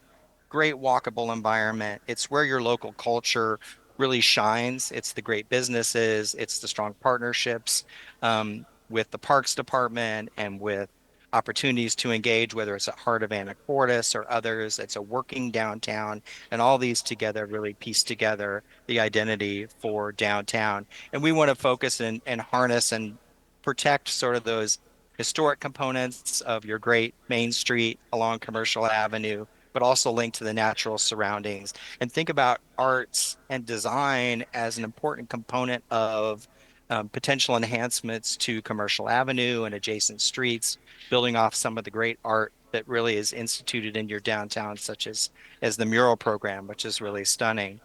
We're also, the guiding principles are about being connected. It's a great street to walk up and down, but it should also be an easy 5-minute walk and bike from the neighborhoods nearby. And so keeping Commercial Avenue as connected with auto, walk, and bike is also a priority. And in the end, how do we strengthen Commercial Avenue as the heart of the community? Some of the things we learned, our public gathering is an important value that the community would like to see on Commercial Avenue. You know, expanding the opportunities for gathering in the downtown, it was a big part of what we heard from the community. And there's opportunities to do that in the streetscape and maybe some additional areas. And then thinking about how important it is to have the waterfront as a place that's also adjacent to Commercial Avenue is important, and the close-in neighborhoods. This plan is really driven by the partnerships that help make it happen, and the Downtown Anacortes Alliance, the city, the port, parks, Creative Arts District, Chamber of Commerce, all these players are going to continue to play an important role, as well as the businesses and the property owners who are investing and putting their lifeblood onto the street. And so those are all extremely valuable groups that coming together gives us an opportunity to look at things that can be enhanced over time. The preliminary concepts I'm going to share with you, which I call the big ideas, are really focused on three things: strengthening Commercial Avenue as the heart, improving connections to some of these key destinations that you see on the map here, and really thinking about supporting an enhanced downtown experience. So not just Commercial Avenue, but connections to the waterfront, connections to Fidalgo Bay and the great parks that surround the downtown. What we found as we focus on Commercial Avenue is that folks were dialed into from an opportunities and constraints perspective, thinking about making the walkability of downtown really kind of a primary aspect and thinking about curb extensions and increasing the visibility of pedestrians crossing the street, creating that additional space at intersections was an important consideration. And so we looked at Commercial Avenue in particular, instituting curb extensions at each of the intersections between 10th and 3rd, adding elements such as additional striping for bikes, for instance, in the roadway to enhance that component of the streetscape. And in general, looking for opportunities to slow traffic speeds a bit. So the curb extensions play a role in that. We also explore the idea of a traffic circle. These also tend to slow traffic down at intersections. These are small circles. This is not a roundabout by any means, but more of a neighborhood scale that you might see. And so those ideas translated into some basic forms for the intersections here, looking at not a capital infrastructure improvement, but more of a demonstration project through paint on the ground to establish these intersection enhancements and working with the DAA and the Creative Arts District and the local community to implement some of these initial measures. We were told early on that this is not a capital infrastructure project, that this is really a tactical opportunity to explore some ideas and then over time work those into future funding for projects down the road. But this is really testing a variety of different opportunities in the downtown. Another piece we're focused on is the furnishings within the streetscape itself, and you have just some wonderful existing what we'll call a kit of parts. The trash cans are really amazing. Lighting is in the street. The parklets have played a role, albeit a bit of a love-or-hate relationship, but nonetheless, that's played a role in the street as well as your bike racks. And the idea is, can we develop maybe a more robust kit of parts that adds additional seating opportunities as kind of a toolkit of amenities that you can add in over time to enliven and the experience of being on the sidewalks and looking at color and variability of certain types of furnishings that might be a kit of parts that the DAA and the city could look to partner in building this repertoire of furnishings that can be implemented on the streetscape or potentially in curb extensions and other locations. Lighting is another aspect of downtown that's really exciting. It's an opportunity to work not only with, for instance, the Chamber or DAA who do lighting for the holiday season, but also thinking about embedding this into nighttime and year-round embellishments up and down the street. And this is partnerships that likely could be with businesses and property owners, as well as with potentially the city and partners such as DAA and others. But we know lighting contributes a lot to downtown. We've learned quite a bit about the streetscape itself and the desire to keep an open path up and down the street. There's competition for space in the sidewalks today, and this image is pretty representative of what we see. And so the plan will look to instill some management practices and enforcement of the right of way to make sure we're keeping a good open path up and down the sidewalk. And we know there's instances where there's some impediments, and so we want to identify those. City staff have already been working on that, identifying where those exist, and try to create a framework where we can keep good clear path up and down the sidewalk. Policy around outdoor seating with alcohol is another opportunity to maybe remove some of the barriers that exist today into the future. Not requiring people or businesses to use the railings is something we want to bring to the plan. Another element is of the physical streetscape is also thinking about activation and how can the experience of downtown be an opportunity for you to tell the story of the port or the marina or the Samish tribe, the first peoples of Anacortes, and bring that in a way that's interactive with the community. So this is something we learned from the high school students, that this idea of gaming using QR codes and embedding stories or embedding wayfinding and gaming to the streetscape is something that we might consider. And this is something that we floated with the community. And this got a lot of support, and in particular, the Samish tribe too, who are doing a lot of wayfinding and interpretive signage for some of their public spaces, and they saw this as a potential opportunity. So we're bringing this forward as a recommendation as well. We're also, it's important that we think about the edges as much as we're thinking about the streetscape itself. And so we looked at a, a few of the buildings along the street to say, hey, what are some additional embellishments that these buildings could take on to really add to the quality so that you're building this wow factor up and down the street. And these can be small storefront improvements that could be considered over time. Right now, the DAA have some funding to help with storefront improvements. We heard from the community that that is a valuable tool for improving storefronts, and maybe that's an opportunity over time for the city to also consider contributing to a storefront improvement program. The idea being that we can build in incentives to do some awesome things like maybe adding paint to a wall, or over time expanding things like opening up transoms and creating that enlivened storefront that we're seeing up and down the street. The next aspect is parking, and we did quite a bit of analysis looking at trying to add additional parking on side streets. But because of the narrow curb to curb, getting angled parking on both sides, we weren't able to do that cost effectively without removing some sidewalk. But there is an opportunity potentially through one-way street networks, because that requires a narrower right of way because you only have one lane of cars coming down, to be able to do angled parking on both sides. But that is going to require additional traffic study. So at this time, the recommendation would be to pursue that. There, we also looked at angled parking on Commercial Avenue on one side of the street, and I think that takes away a bit from the bike lanes that you've already memorialized, that active transportation, and so that would negatively impact some of those bike facilities. We could still share bikes with the roadway, but the recommendation was to stay with the parking configuration on Commercial Avenue today. What might be an opportunity and hasn't been explored is having a central public parking space. So we looked at the pit down at 10th and Commercial as a potential opportunity to potentially add parking in that location, and just laying out that lot. Again, that would be an acquisition from the city or a partnership with that property owner, but it may be an opportunity to add quite a bit of additional parking in one location.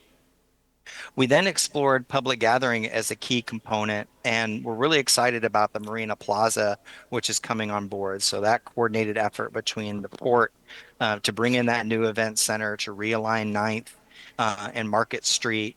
At the same time, the Parks Department is expanding the Maritime Plaza, and we know this is going to be a great sort of centroid of activity in the downtown, and connecting that back or identifying other opportunities for public plaza places we explored. So the Heart of Anacortes is one location that we'd like to look at additional programming of that park space, for instance.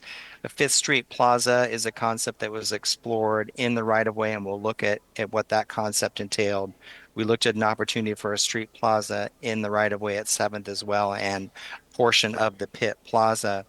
Through discussions with businesses, both meetings around Fifth Street and meetings around 7th Street, the 7th Street Plaza recommendation is not moving forward.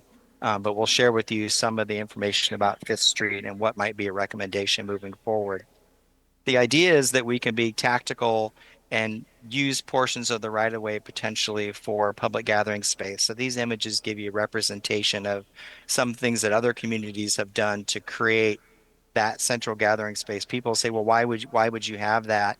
It's such a great element to meeting friends and family in downtown. It's a great opportunity to sit with your kids and take a break. We've heard that it's a great place for husbands to park themselves while others are shopping, and it keeps them in downtown longer. So public plazas and gathering do play an important role in keeping customers downtown and bringing people back to the community. We just wanted to earmark again that the Marina Plaza project is going to be a great addition to downtown, and they're already looking to create some of those great public spaces at the waterfront. One idea was to look at a potential plaza for a portion of the roadway. This would close the roadway for traffic, and remove some parking to put a plaza on Fifth Street itself. And so this image looked at the existing street. This is between Commercial Avenue and O Street, along Fifth. This is next to Ghirardelli and Scott Milo Gallery. The idea here is that you can create a space through a portion of the block then as a gathering spot. We've talked to the Fifth Street businesses. There's a strong concern about parking loss from Scott Milo and several businesses who require that. The parklets on Commercial Avenue are taking up a lot of space on that northwest corner of Commercial Avenue, and so that limited parking is a huge concern. There was some conversation of looking at the plaza potentially on the other side of Commercial Avenue. In any case, the Fifth Street group that came together said they would like to explore this idea, possibly at a smaller footprint, and to only do this seasonally. So for maybe a month and a half or 2 month period to actually test its worthiness. But there has been some continued desire to explore that idea. Shifting to heart of Anacortes, part of the concept here is, can we make the park a little more amenable to feel like a park? Adding a sign, maybe opening up the fence in the middle of the block to allow folks to use that as a public space when there aren't programmed events. And we know that the programmed events are really important and those would continue, but this is a way to add some additional oomph and draw to this space that's so close to Commercial Avenue. And the parking lot behind this may be an area where, expanded events could occur, knowing that 4th Street does have to maintain through access for truck movement. But the idea of using Heart of Anacortes and potentially the parking lot as additional programming and gathering space is something that we'd like to put as a recommendation in the plan. And then this is a long-term play, thinking if the city were to purchase the pit lot, for instance, a portion of that possibly could be carved out for public gathering space, and that would really be a placeholder either for parking or for future development down the road. So these are the kind of sites that can be strategic, so to speak, if there is, the capacity and ability for some acquisition. That may be out of the cards, but we brought it to the table for consideration. The next piece is the downtown loop, and trying to find ways where we can expand the work that's happening on Commercial Avenue in terms of furnishings and enlivening building frontages, and really focus that effort on 9th, 7th, M, and R, as these really connect some great destinations in the downtown, the depot, the future market. And so the idea is, over time, embellish these streetscapes with some additional signage, over time lighting. In the interim, it could be curb extensions painted on the ground, but there's an idea of how do we extend the quality of the Commercial Avenue environment down to the side streets and connect into some of these great destinations really close to Commercial Avenue. And finally, the crosstown connection begins to memorialize something you have on a map today, which was a crosstown connection that utilized part of 6th, part of 4th, and this was an idea of maybe keeping it down at 6th and trying to work through a design concept that builds on the work that you're already doing near the Guimas Ferry, but keeping 6th Street as that alignment, and work toward walk and bike improvements that would connect Kiwanis Park to Rotary Park. And then also we want to look at Tommy Thompson Trail and how that might be extended north up to that 6th Street connection and through the port redevelopment area. We're really focused on this idea of a 5-minute walk and a 5-minute bike ride is a real thing. And folks who are really interested in doing that see safety as kind of the main driver. And I think Tommy Thompson Trail really embodies that. And you look at the groups down in the south end of town near the skate park, and even further north up toward 14th and near the port, just how much the community desires that type of facility. And so extending that further north, and looking for opportunities to create those types of facilities is a real opportunity potentially as a part of this plan, at least to explore those ideas. So this is some of the improvements you're doing on 6th Street today: wide sidewalk, raised intersections, so people crossing the street are are level with the sidewalk. That's an idea that could continue down toward the commercial area of downtown. And then the Tommy Thompson Trail, we know the port is going to extend that trail through a portion of their frontage, and they're going to use the diagonal, which is the the heavy truck route that moves through the port property today. And we were curious about, could maybe consider keeping that trail along Q Street up to 9th, and then maybe along our street toward the public market, connecting all these great destinations on this awesome walk bike trail. This is going to take additional conversation, but we've had some initial contacts with the port, who are going to look at the size of sidewalks in the district to see if they could accommodate the 10 or 12 feet that is necessary for the trail. And then additional coordination, we need to look at how might this Tommy Thompson Trail thread along the east side of our street, for instance, up to the 6th Street connection. So it's also important to know, you as decision makers, what we've heard from the community and who we reached out to. And we had in our last, the big ideas, which I've shown you here, we had an online survey for that. We had a community workshop in January. We had about 65 people at that event.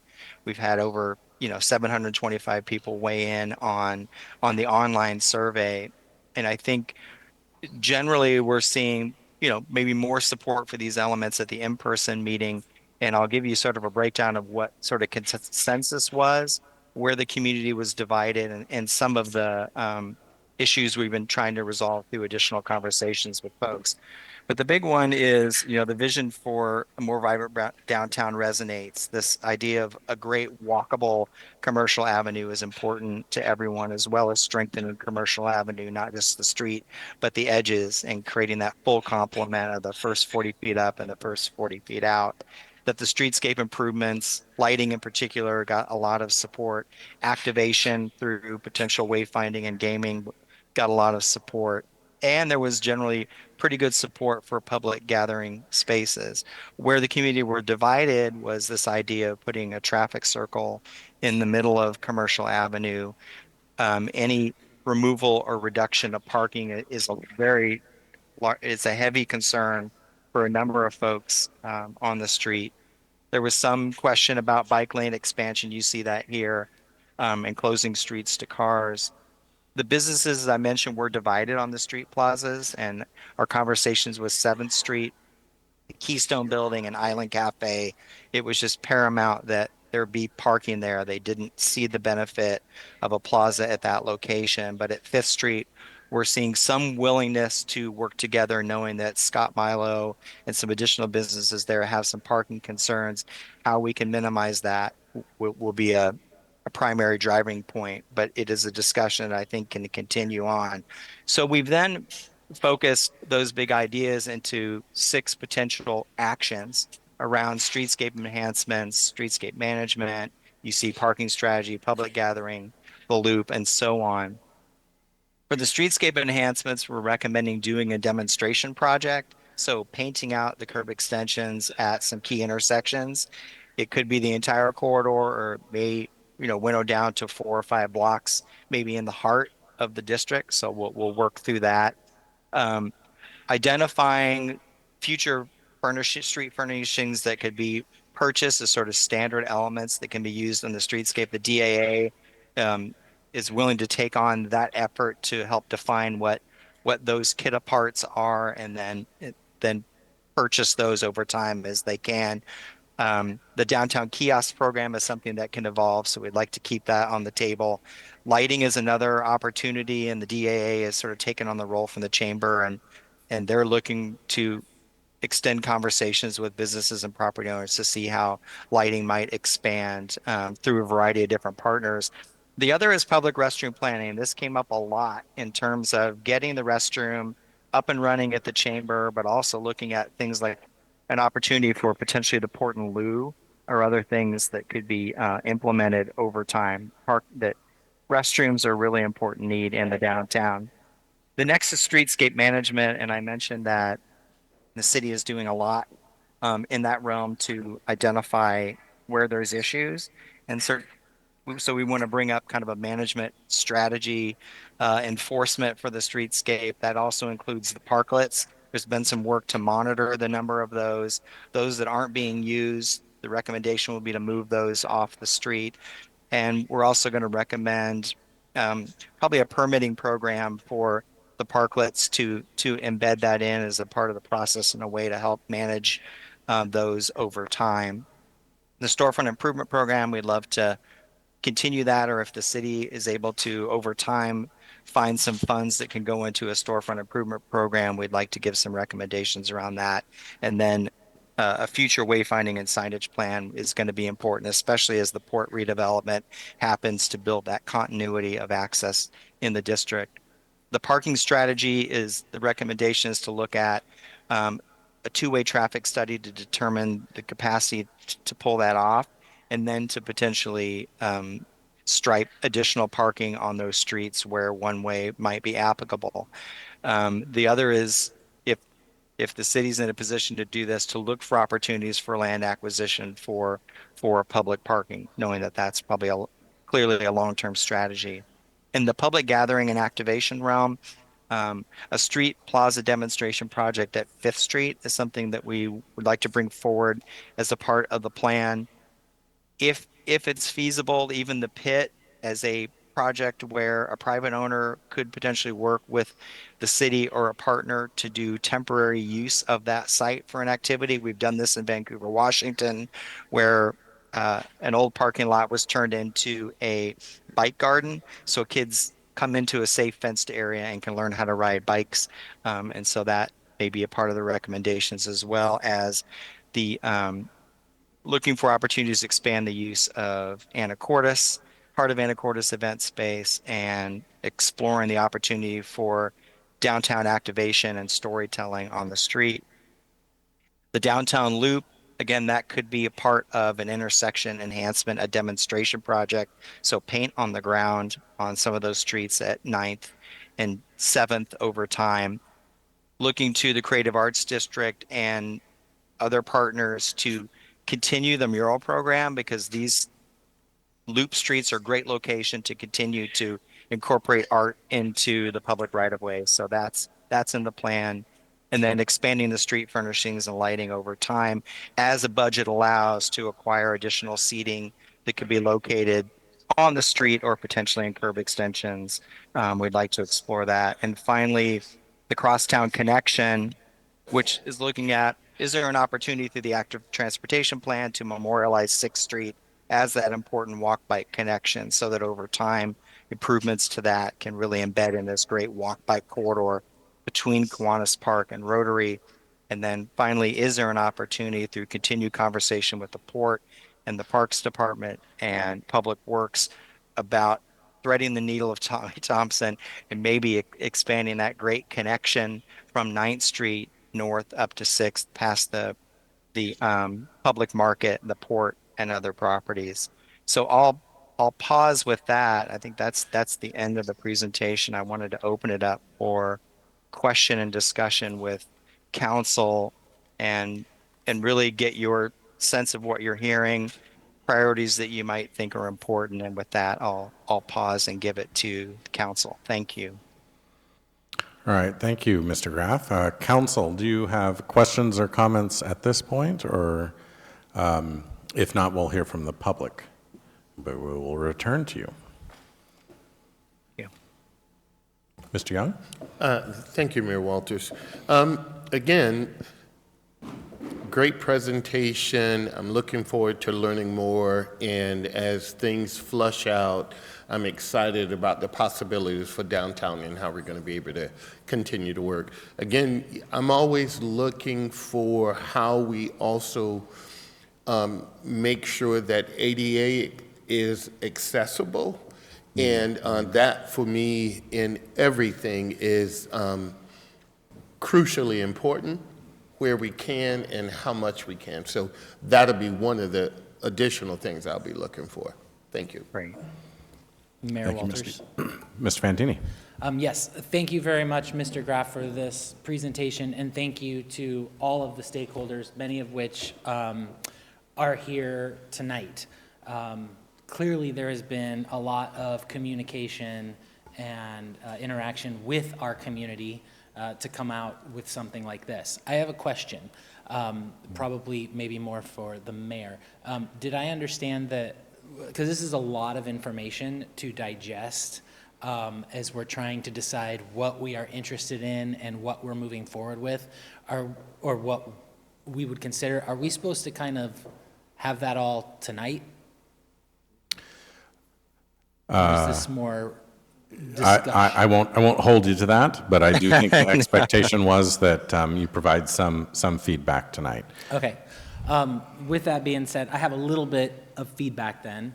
First, I love adding all the vibrancy down there. The couple of concerns that I have are, one, when looking at adding like all of the paint and all of the installations, for lack of a better term, what's maintenance look like on that kind of stuff, and who would be performing it?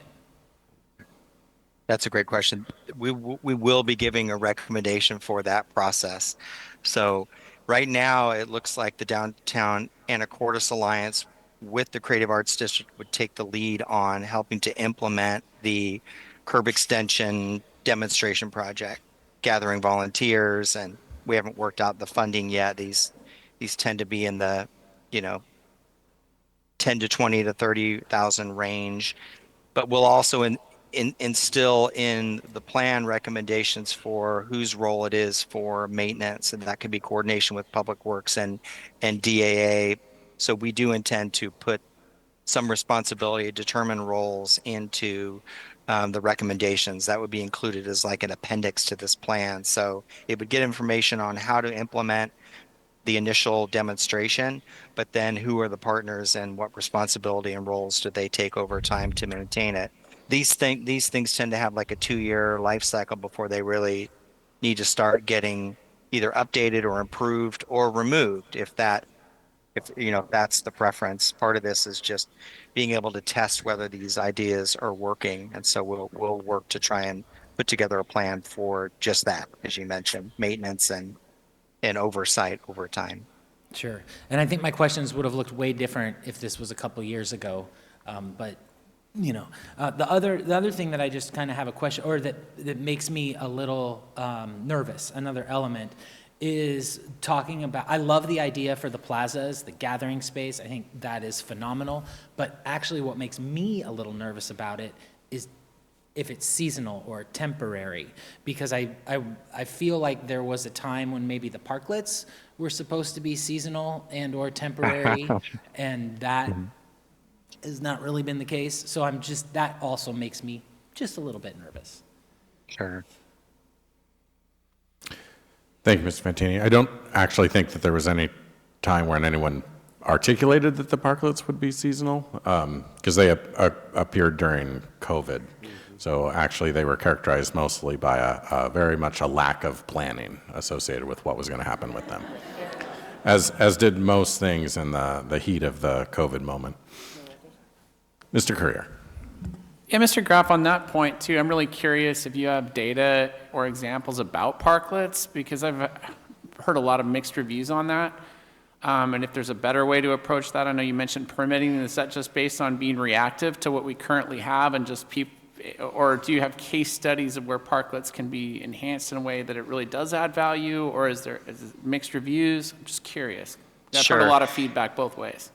Yeah, absolutely. And I mean, this is the third rail conversation in Anacortes, and each community is different in how they respond to these. What we've found is that other communities that have kept it for an extended period of time do have a process for management, for permitting, for number of parklets that are allowed on the street, turnover of parklets that aren't being used, and it really feels like that type of management structure is really important to introduce here. Some of the things we've seen are, the number of parklets that we see side by side, for instance, between 5th and 4th. Some communities mandate that you can only do 2 per block or 4 per block. So I think these are issues to be resolved locally, but certainly there are really good examples of enforcement and regulation and permitting that we can share. And I think ultimately that will need to get crafted locally. That makes sense. I guess my question though is, as you're looking at other cities, are parklets a big part of the downtown vibrancy as you're trying to create more space with extending curbs and doing a lot of other things? But do you find do you have examples of cities where parklets are a huge plus, and are there other places where, I just want more on that, I guess.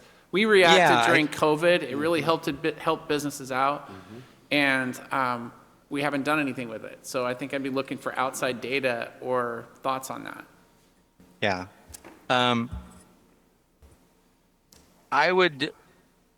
can't say for sure how your community relates with others. This idea of public gathering space or parklets, I think is a fair discussion. I think it's important to have a balance of parklets and public spaces that are available to the public. So those tend to be really important in downtown districts where the parklets aren't necessarily for restaurants, but this idea of outdoor seating is open to all. And so I think finding that balance is an important thing to do here. So to your point, the parklets certainly were a response to COVID, and they seem to be in less, how do I say, they don't seem to be as ubiquitous as maybe some portions of what we're seeing here on Commercial Avenue. So we're seeing a lot of use of some of the parklets here. Other communities kind of manage the quantity a different way. I don't think you all have had a chance to fully do that yet. So they are not a driving strategy for creating public space in downtown. They tend to work really best when they cater to food and beverage type establishments. And so that's generally where we're seeing it used. And I think that's pretty representative of what we see here as well. I probably didn't answer your question, but I'm trying to get closer to it. I mean, it helps get closer to it, right? Because I think it should be explored more closely. The other couple questions really quickly. One, I think looking at the viability of like the lighting, I like the lighting fixtures across the street, things like that, but with the heavy winds and things like that, I mean, it's a big financial investment. I think lighting can be huge in a positive way, but I think there'd be things we need to look at. Is that something that we could actually handle here, given the elements? And then the last thought I had too was regarding signage. I mean, there's so much inconsistency in our city with signage, and it's not a beautiful city when it comes to having some sort of great signage consistency. Thoughts on that as you're trying to look at downtown and creating a feel and look? And do you think a lot of that would come from the city creating a new signage policy, or what have you seen as being successful? And based on what you're seeing here in Anacortes, what would your thoughts be? Yeah, I mean, it really gets into creating a wayfinding and signage plan specific to the downtown district. I do think the signage that you're using today is something that you can build off of, and not have to start from scratch. But for instance, would you use and continue to use that signage, let's say, to also promote, bike routes? I think there's an opportunity to do that as well, especially if 6th Street becomes kind of an important connection. Getting people to utilize the loop by that directional signage that gets them to Cosland Park or to the library and back to the waterfront. Those are additions that I think could build off the existing signage that you're using today. Parking is a challenge. There's kind of limited public parking areas, but if those are to expand, incorporating that into the signage is important as well. So I do think you have something to build off of, and versus sort of starting from scratch.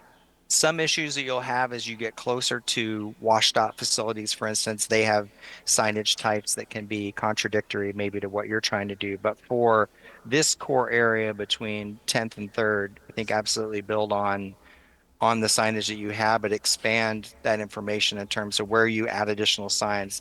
locating people to the destinations where you want them to go, such as the marina and parks and other places. So I think it's a good start, and it doesn't have to be a massive effort. I think you work with what's working well now and just expand a bit. Mayor Walters?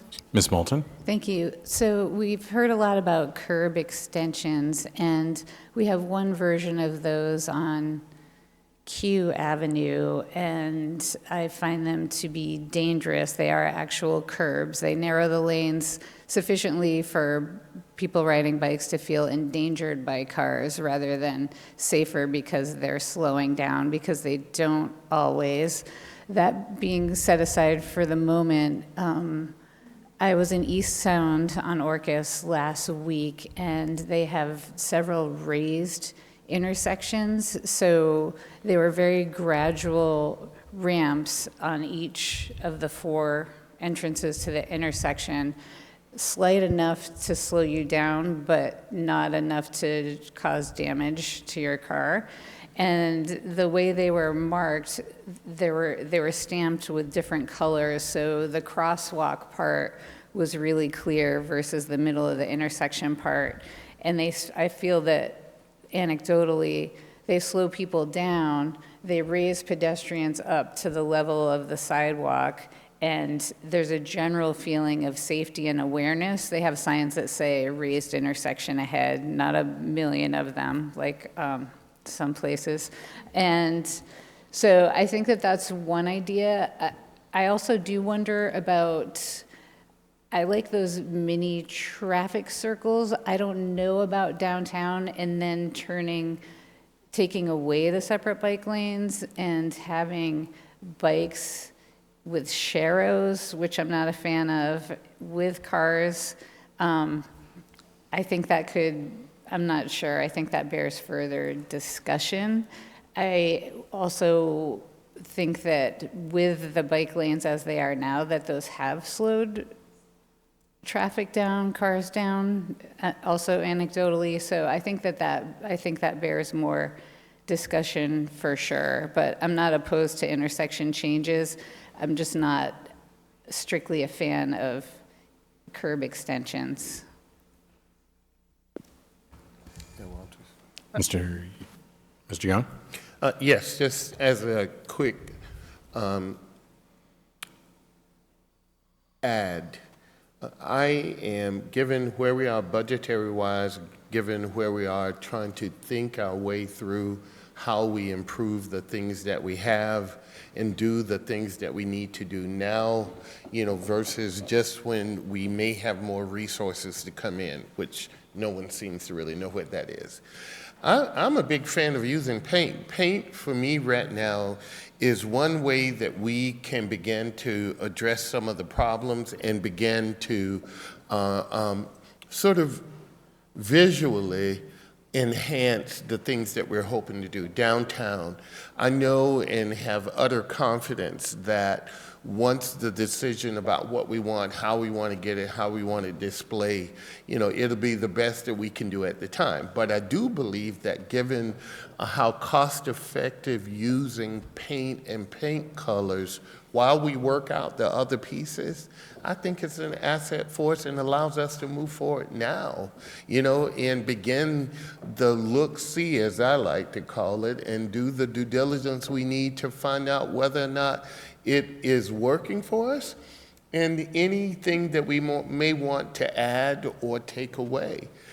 So I'm just really voicing my support for paint, at this point as we work through other pieces, because right now the way our city seems to be developing from my eyes is that we have South Commercial that's also trying to move forward. We've got Buxton's, doing comedy. We've got other things that we've talked about for a while. But even on that part of it, we've got, our things that we want to do there in the development that's coming along the North Basin, let alone if MJB ever really gets going. That was kind of a little smart tweak of hope. But connecting those things and visually connecting it such that we can use it as it continues to grow and enhance is the thing that I think we can do now and do it relatively cheaply as we move this project forward. So I'm a huge advocate of paint in this thing that gives a visual delineation, not only for those that are walking, biking, and also for vehicles. Thank you. Mayor Walters. Mr. McDougall. I'm glad I went after Mr. Young because actually I second paint. It actually has me wondering if there's an LTAC grant possibility there for a program of some sort. I also wanted to highlight, I really like lighting as well, and the elements are certainly a concern. I know that if you reference Denver's Larimer Square, it's gorgeous, and Denver has blizzards. I'm not sure exactly what they do during the heavy weather, but it's really well done. There's also a couple streets in Amsterdam similarly, like lighting and weather like us. So those items seem like relatively low, sort of capital intensive, potentially decent bang for the buck. Thank you, Mr. McDougall. Mayor Walters.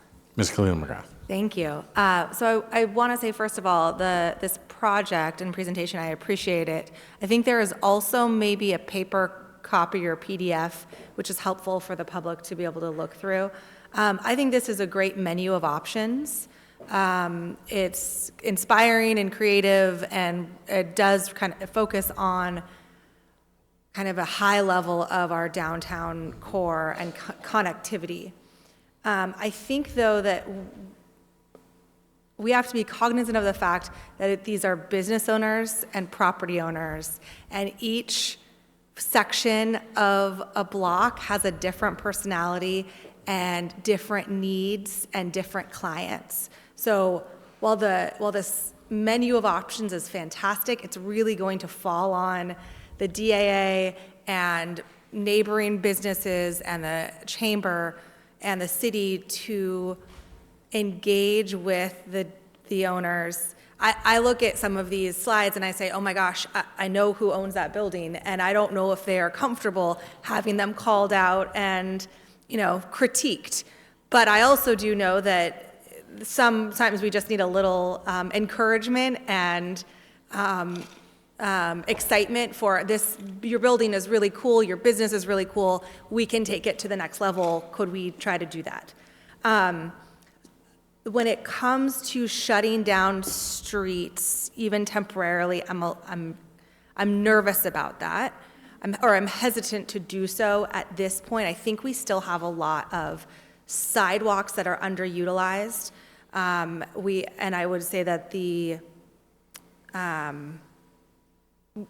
underutilized, and we have some plaza spaces that could be utilized more. I would like to go through and kind of, even on the 5th Street, those are some deep sidewalks on those side streets to kind of more creatively utilize. I think lighting is a super big thing. I think it pulls your eye down and makes you move down the street and get excited about things. That signage I agree with. I know that when we were going through the comp plan in 2019, there was a lot of concern about over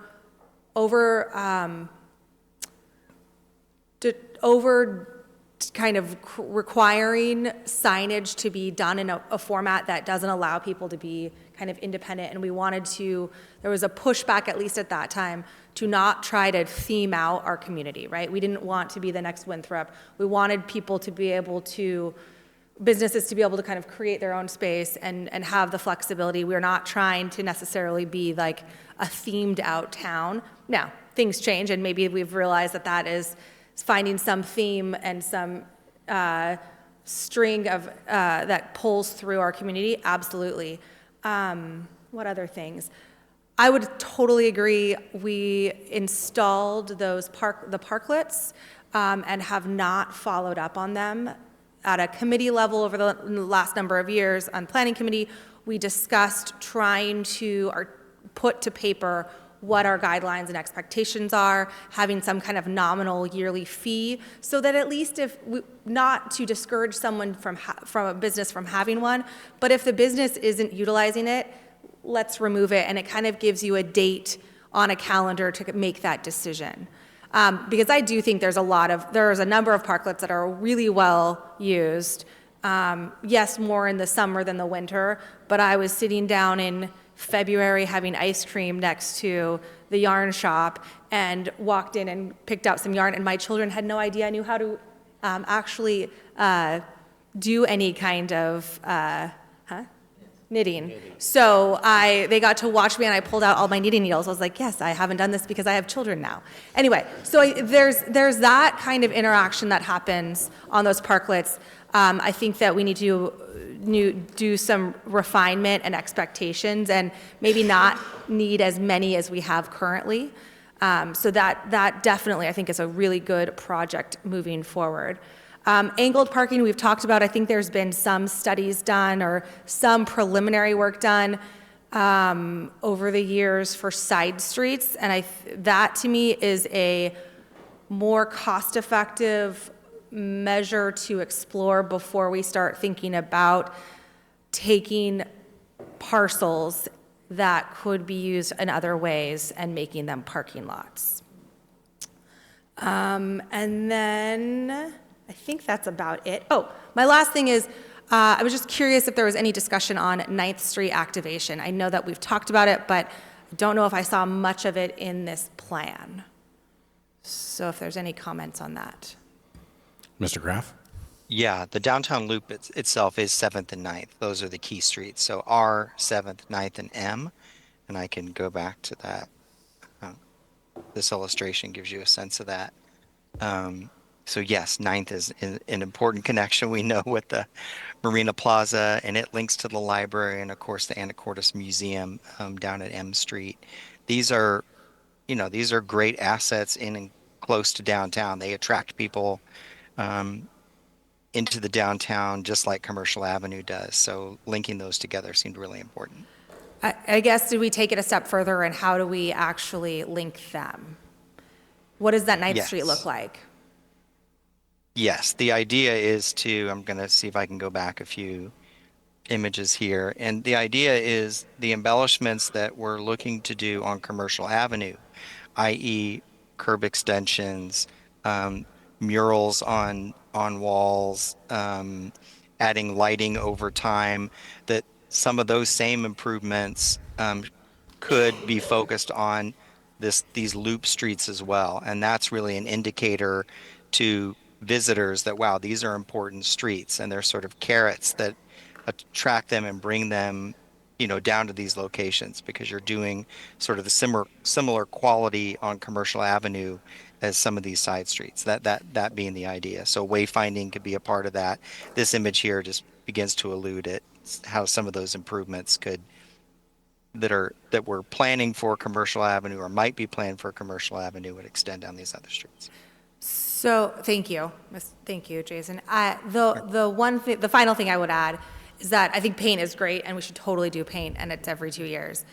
But I do think there's value in a more substantial permanent projects, such as, when I'm in Wenatchee, there is the Avenue of Art that rotates. I think the Creative District is probably working on something such as that, really having pedestals that are dedicated that allow for public art, whether it be permanent or in rotation. We've got amazing artists. I think a good example is in front of Burton's that has a piece by, I'm forgetting who it is, it's the owl.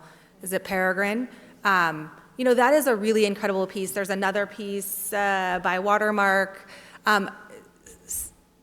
Doing things in the short term is good, but also having some of those anchors, I think, would be really important. And then just kind of as you drive by, to be able to want to stop and actually walk by it and appreciate it on a more intimate level is something that I think I would like to see move forward. Thank you, Ms. Khalil-McGrath. With respect to the parklets, I'd point out that in my conversations with the restaurants on the west side of the street, they've indicated that they really want and need those parklets full-service restaurants are a significant sales tax generator for us, and in large part maybe are a big part of the reason people come downtown. Do you want to pause here, council, and hear from the public? We can come back after that. I would also remind everyone that the report that is generated here is not to be a plan that is to be adopted by council. Council won't be asked to, I mean, I guess you can do what you want, but you will not be asked to adopt the plan. It's not going to have that level of specificity for you. But the consultants will build it out based on the feedback that council provides. Okay, let's go to public comment at this point. We'll take first comment here, right? Yeah, and then, did I see another? Yeah, okay. You can be on deck. Okay. Good evening, Mayor, council members. I think there's so much to take into consideration, whether it's reasonable or expensive. In regards to the paint, I think that's great as long as it's maintained. And as far as opening up the streets towards the library and the museum, maybe a paint line from downtown in a certain color that to the museum and to the library and the park, something like that, instead of a lot of signage. Signage just kind of gets, I don't know, maintenance or whatever, but I thought the paint line, you know, follow the yellow brick road or whatever, something like that. And I love the idea of the lighting downtown. But during the parklets aren't used, I mean, I think they're great and I use them, but they're great during the warm, dry months. Now they're just kind of haunted places where sidewalk people, just the people on the sidewalk kind of move aside and chat inside. But they're not utilized a lot. But they're great, and getting some revenue from them, businesses that have them there, that's fine. But the painting of the roads, or the pathway down the street, street to the museum and different locations, I think would be a great idea to do. Thank you. Thank you, Pat Gardner, for the record. Could you state your name? I'm Jordan Hay. I'm the executive director of the Downtown Anacortes Alliance, and I live in a neighborhood that I believe is called Village Park up on D. Thank you. You have 3 minutes. Good evening, Mayor and council members. I want to say thank you. The work that you're doing now to invest in downtown Anacortes matters not just for businesses, but for the entire community. Downtown is our shared living room. It's where visitors form their first opinions, where locals gather, and where small businesses build their livelihoods. The willingness for this whole government organization to plan for the future is something that our community notices and appreciates, so thank you. What's exciting for me about this plan is that it's not abstract, it's practical. It shows how relatively modest, well-sequenced investments in sidewalks, crossings, plazas, and public spaces can make our downtown more welcoming, safer to walk, and more economically vibrant. From the perspective of the Downtown Anacortes Alliance, we see every day how small improvements add up. A planter, a bench, a business, or a building that paints their siding, a mural, each of these things changes how people experience a place. And my hope is that we work together with the city and the planning department and public works to make a roadmap that lets us do that intentionally and in a consistent way, and at a scale that can really move the needle for our local economy. We also want to let you know that we are ready to be a partner in making this real. We can help communicate, we can help do community fundraising for pieces that we need.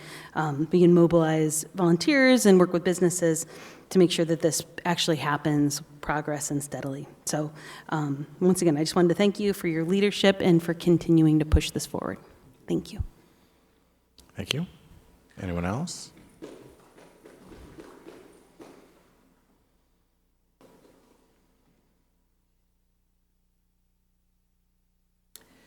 My name is Meredith McAmoyle. I am the Executive Director of the Anacortes Arts Festival and the Administrator of the Anacortes Creative District. I live in the Rosewind neighborhood, and I'm sure none of you know where that is. On behalf of the Anacortes Creative District, I want to say that we've walked alongside Jordan and the Downtown Alliance and all of this work, and with First 40 Feet, it's really important for our downtown business owners to be successful. I think it's important for our residents to find that downtown is a culturally vibrant place to be. And we're really excited to partner and walk alongside the council and Downtown Alliance through this work. And you can count on the Anacortes Creative District to look for money, to bring paintbrushes, and to do the heavy lift and as we pick through some of these projects. So thank you for putting this forward, and we're super excited to do this work. Thank you.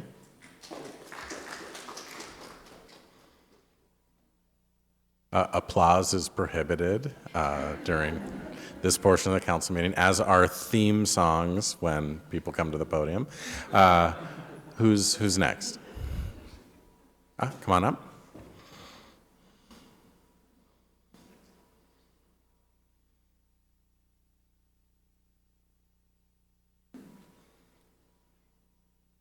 Hello. My name's Ursula Edelman, and I live up on D Avenue. I just wanted to speak for some of the youth of this town who don't always have money to spend on a coffee shop or a game or whatever. So I really appreciate you guys carving out spaces downtown that are third spaces that don't require funds. And I wanted to speak on behalf of the plazas and those seating options, because it's hard to invite teens downtown when there aren't free spaces for them to just exist. So thank you for all your hard work on this plan. I just want to speak in support of that. Thank you.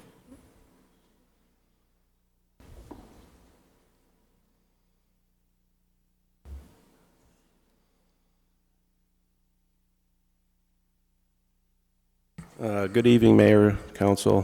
Thanks for having this presentation today. I'm Alan Rhodes. I live at 4105 Mitchell Drive, the Stitwood neighborhood. I also own the Rockfish Grill and Anacortes Brewery. The plans that we saw tonight talk about the space between 10th and 3rd Street, and currently the truck route just bisects that at 4th. I believe the truck route should be moved from 4th to 3rd Street so that we can continue the downtown all the way into the boundary of the port in the city. So I think that's imperative to create the plan work for everyone downtown. Thank you. Thank you. Come on up.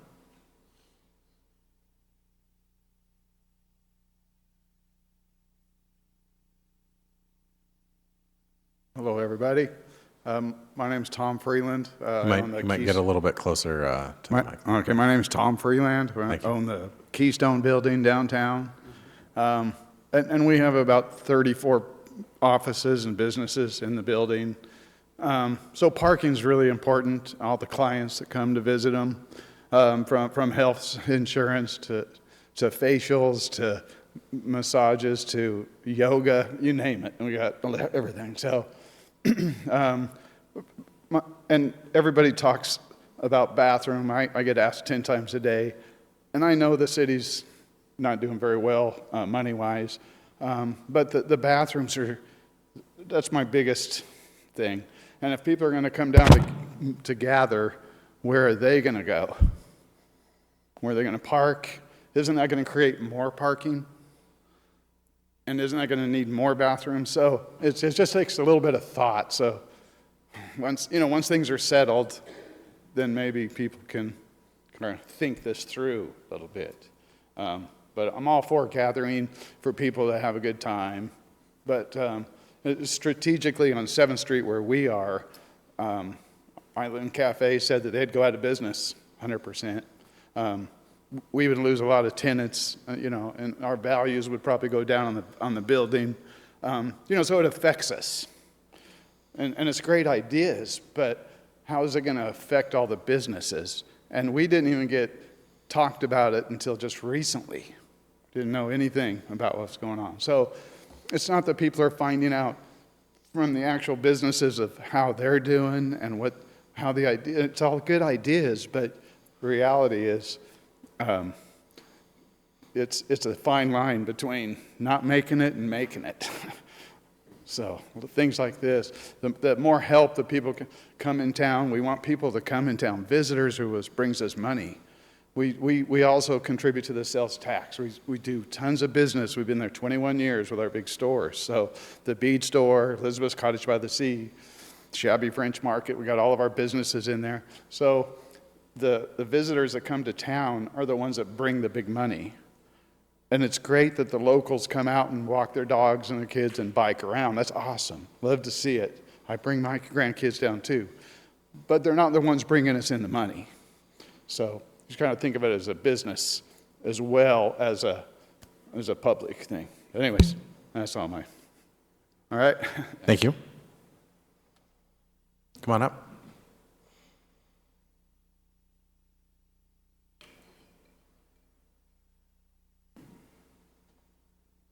Hi there, I'm Kathy Kyle. I owned Scott Milo Gallery for the last 31 years on the corner of 5th and Commercial. And as much as I love the gathering of people, you know, accessibility to the business is huge for me. We also have customers that bring in and out art all the time, big pieces. Right now we have very limited parking with all the parklets.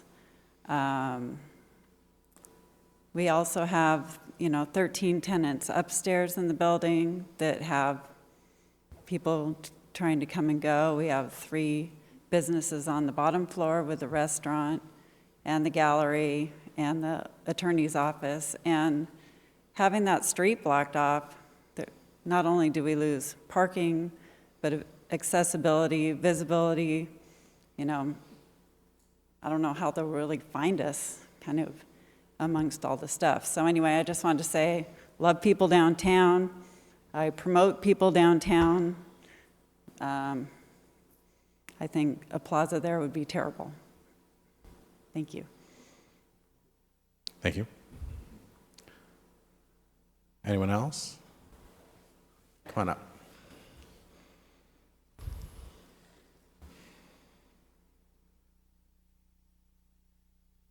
Again, I'm Josh Gates, 3808 West 4th. I didn't come for this portion of the meeting, but it happens to be that I'm the Open Streets Organizer and Director. So I think this coincides very well with that as far as working together for maybe a time that we can experiment something during that, because we can promote that. We promote that. City helps promote that. So if there's any way that we can think about just brainstorming what we might want to try temporarily there. I know I've talked with Rick too with just the restaurant over there on 5th and just what we could do on 4th. And so, yeah, just be thinking about that because that'd be a great place to integrate it into Open Streets. Thanks. Thank you.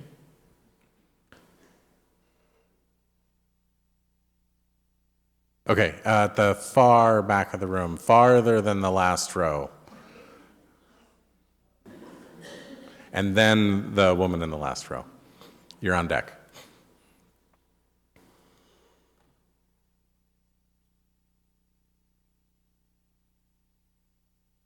Good evening, Mayor and Council. Thank you for all your work on this and your attention to this.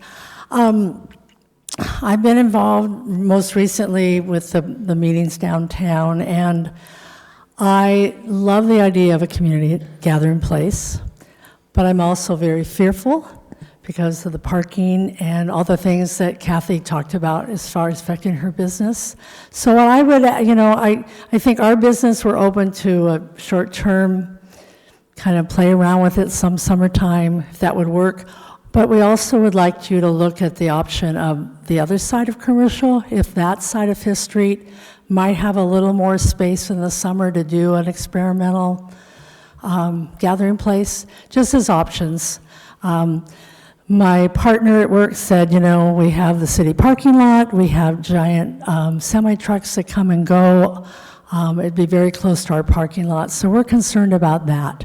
We're totally in favor of community gathering place. We would have fun with the other restaurants, and so it's just that, how do we balance it and how do we take care of the community and take care of our businesses? So thank you for everything. Thank you. Thank you, Laura Gear.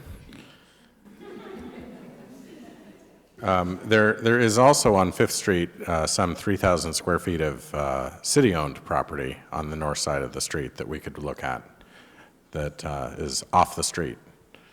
Okay, back here, back row here. Come on up.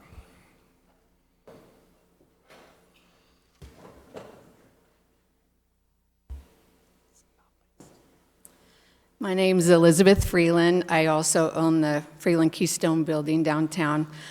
One of my main issues that I had with closing street down, and it doesn't matter if it's 7th or 5th, is how emergency vehicles will get through. Because the fire department, if you were to close 7th Street, would have to come up Commercial, over to either R or O, back over. And with the streets being partially closed, I'm not sure if the fire engines could reach the buildings.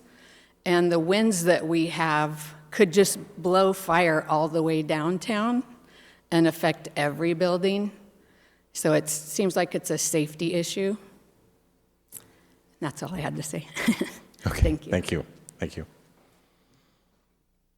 Anybody else?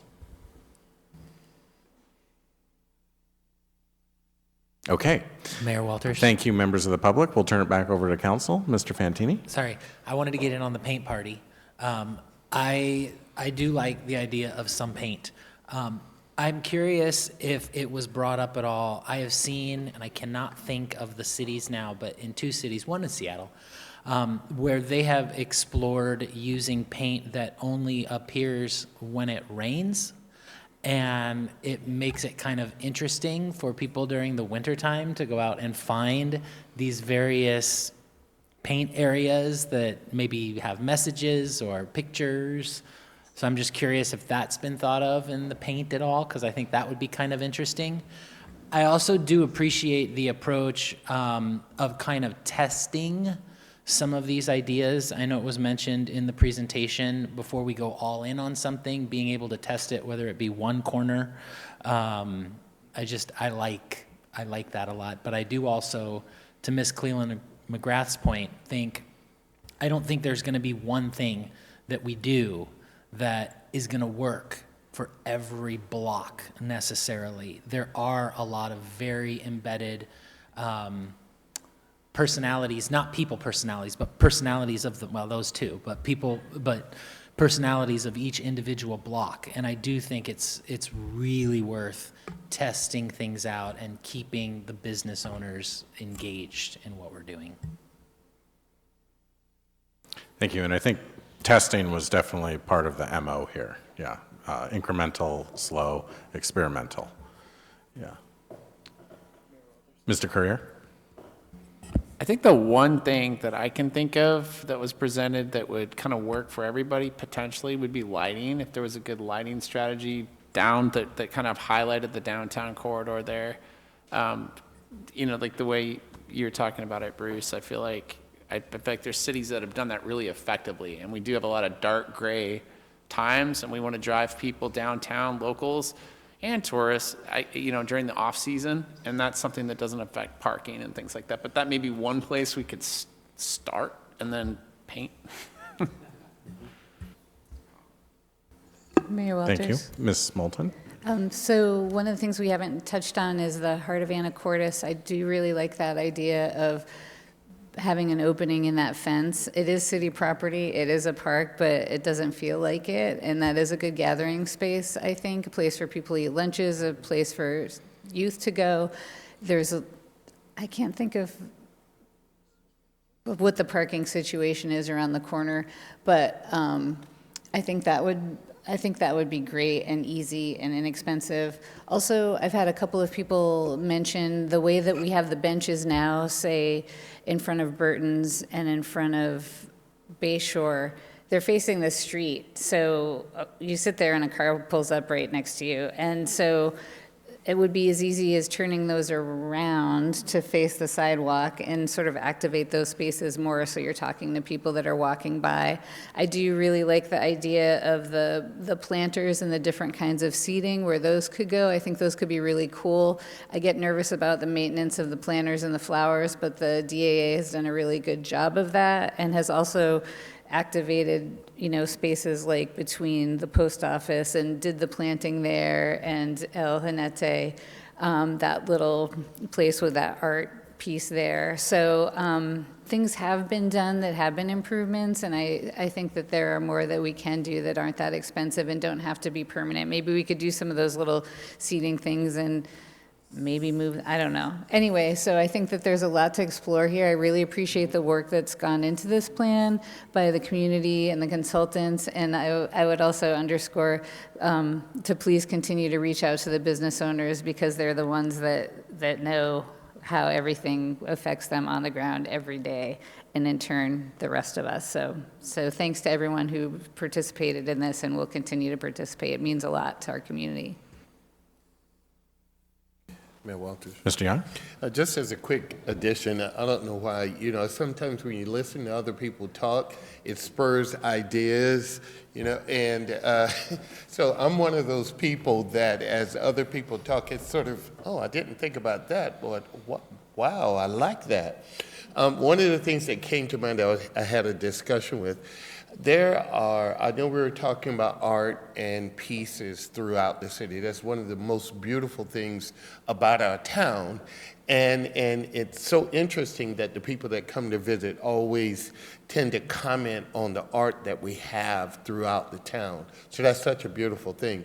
One friend that just went to, I think it was Bainbridge Island or Vashon, and to see, I think, the 12th of the trolls or whatever, and it was surprising. I didn't know anything about them, but she was telling me all of the people that really go to see those things. So I'm just saying that there's a dearth and a plethora of ideas for continuing to attract people to our town and beautification as well. So I won't belabor that point. Thank you. Thank you. Mr. Coleman, Mr. Graff, is it your intent to generate a new draft by what date, I guess? If council members have additional feedback that they want to provide after this meeting, how late is too late for them to get that to you? I think over the next couple of weeks, we want to take what we've heard today to sort of maybe reorient the list. We're hearing some things that seem to be achievable, and it'd be nice to sort of get an order of priority. And then we want to work with the city and DAA and the partners to really understand who's going to take on key roles, if that makes sense. We want to sort of get our ducks aligned so that people that we're assigning responsibility are fully accepting of that, and then we can sort of tailor management strategies and things. So I think at least for the next couple of weeks, we'd love to gather additional feedback if you need that, if you need additional information, and I think we can work up a schedule and get that back to you in terms of when the next iteration of the document would be ready, and then at what time we might want to bring it back to you all. I know we're sort of fast-tracked here at the end, but what we found is there are a lot of additional conversations that need to be had, and those became really important, I think, here in the last couple of weeks, and I think we need to make sure that we're continuing those conversations and we're building a high level of comfort, because the last thing we want here is for folks to be exhausted and not happy. So a couple of weeks, hopefully that's good for you all to continue to add information, and we're still in an iterative process, so we'll be coming back with basically another sort of review draft final, if that makes sense. So there'll be another opportunity to weigh in on the recommendations and sort of priorities. We'd ultimately like to put it to a timeline. So if we can, like a 5-year time frame, assemble these projects, that's part of the effort as well. One last point is we want to be able to get a cost estimate for the interim projects and or purchase of a few streetscape furnishings, so that we have a number and you all have a number of what it might cost for an intersection. And then if you multiply that by 2 or 5 or 10, that can give us a sense of what some of the initial costs might be down the road for early implementation. I know DAA has a little bit of funds, but that'll be helpful too in terms of the priority if we know how much things cost. We're running cost estimate with our sub-consultant, so that's going to take a couple weeks for that as well. All right, thank you. Then I will encourage council to get us comments by next week. 2 weeks could be too much time.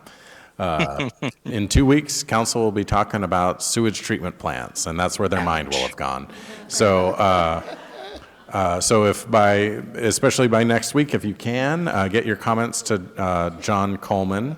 Members of the public can also reach out to Mr. Coleman with additional ideas that you come up with over the next couple of weeks or so. I would point out that of the diagrams that you saw in the plan here that showed parking, none of that was back-in angle parking. You're welcome. All right, if there is anything else, I'll take it now. Otherwise, that concludes our agenda, and we are adjourned. Thank you.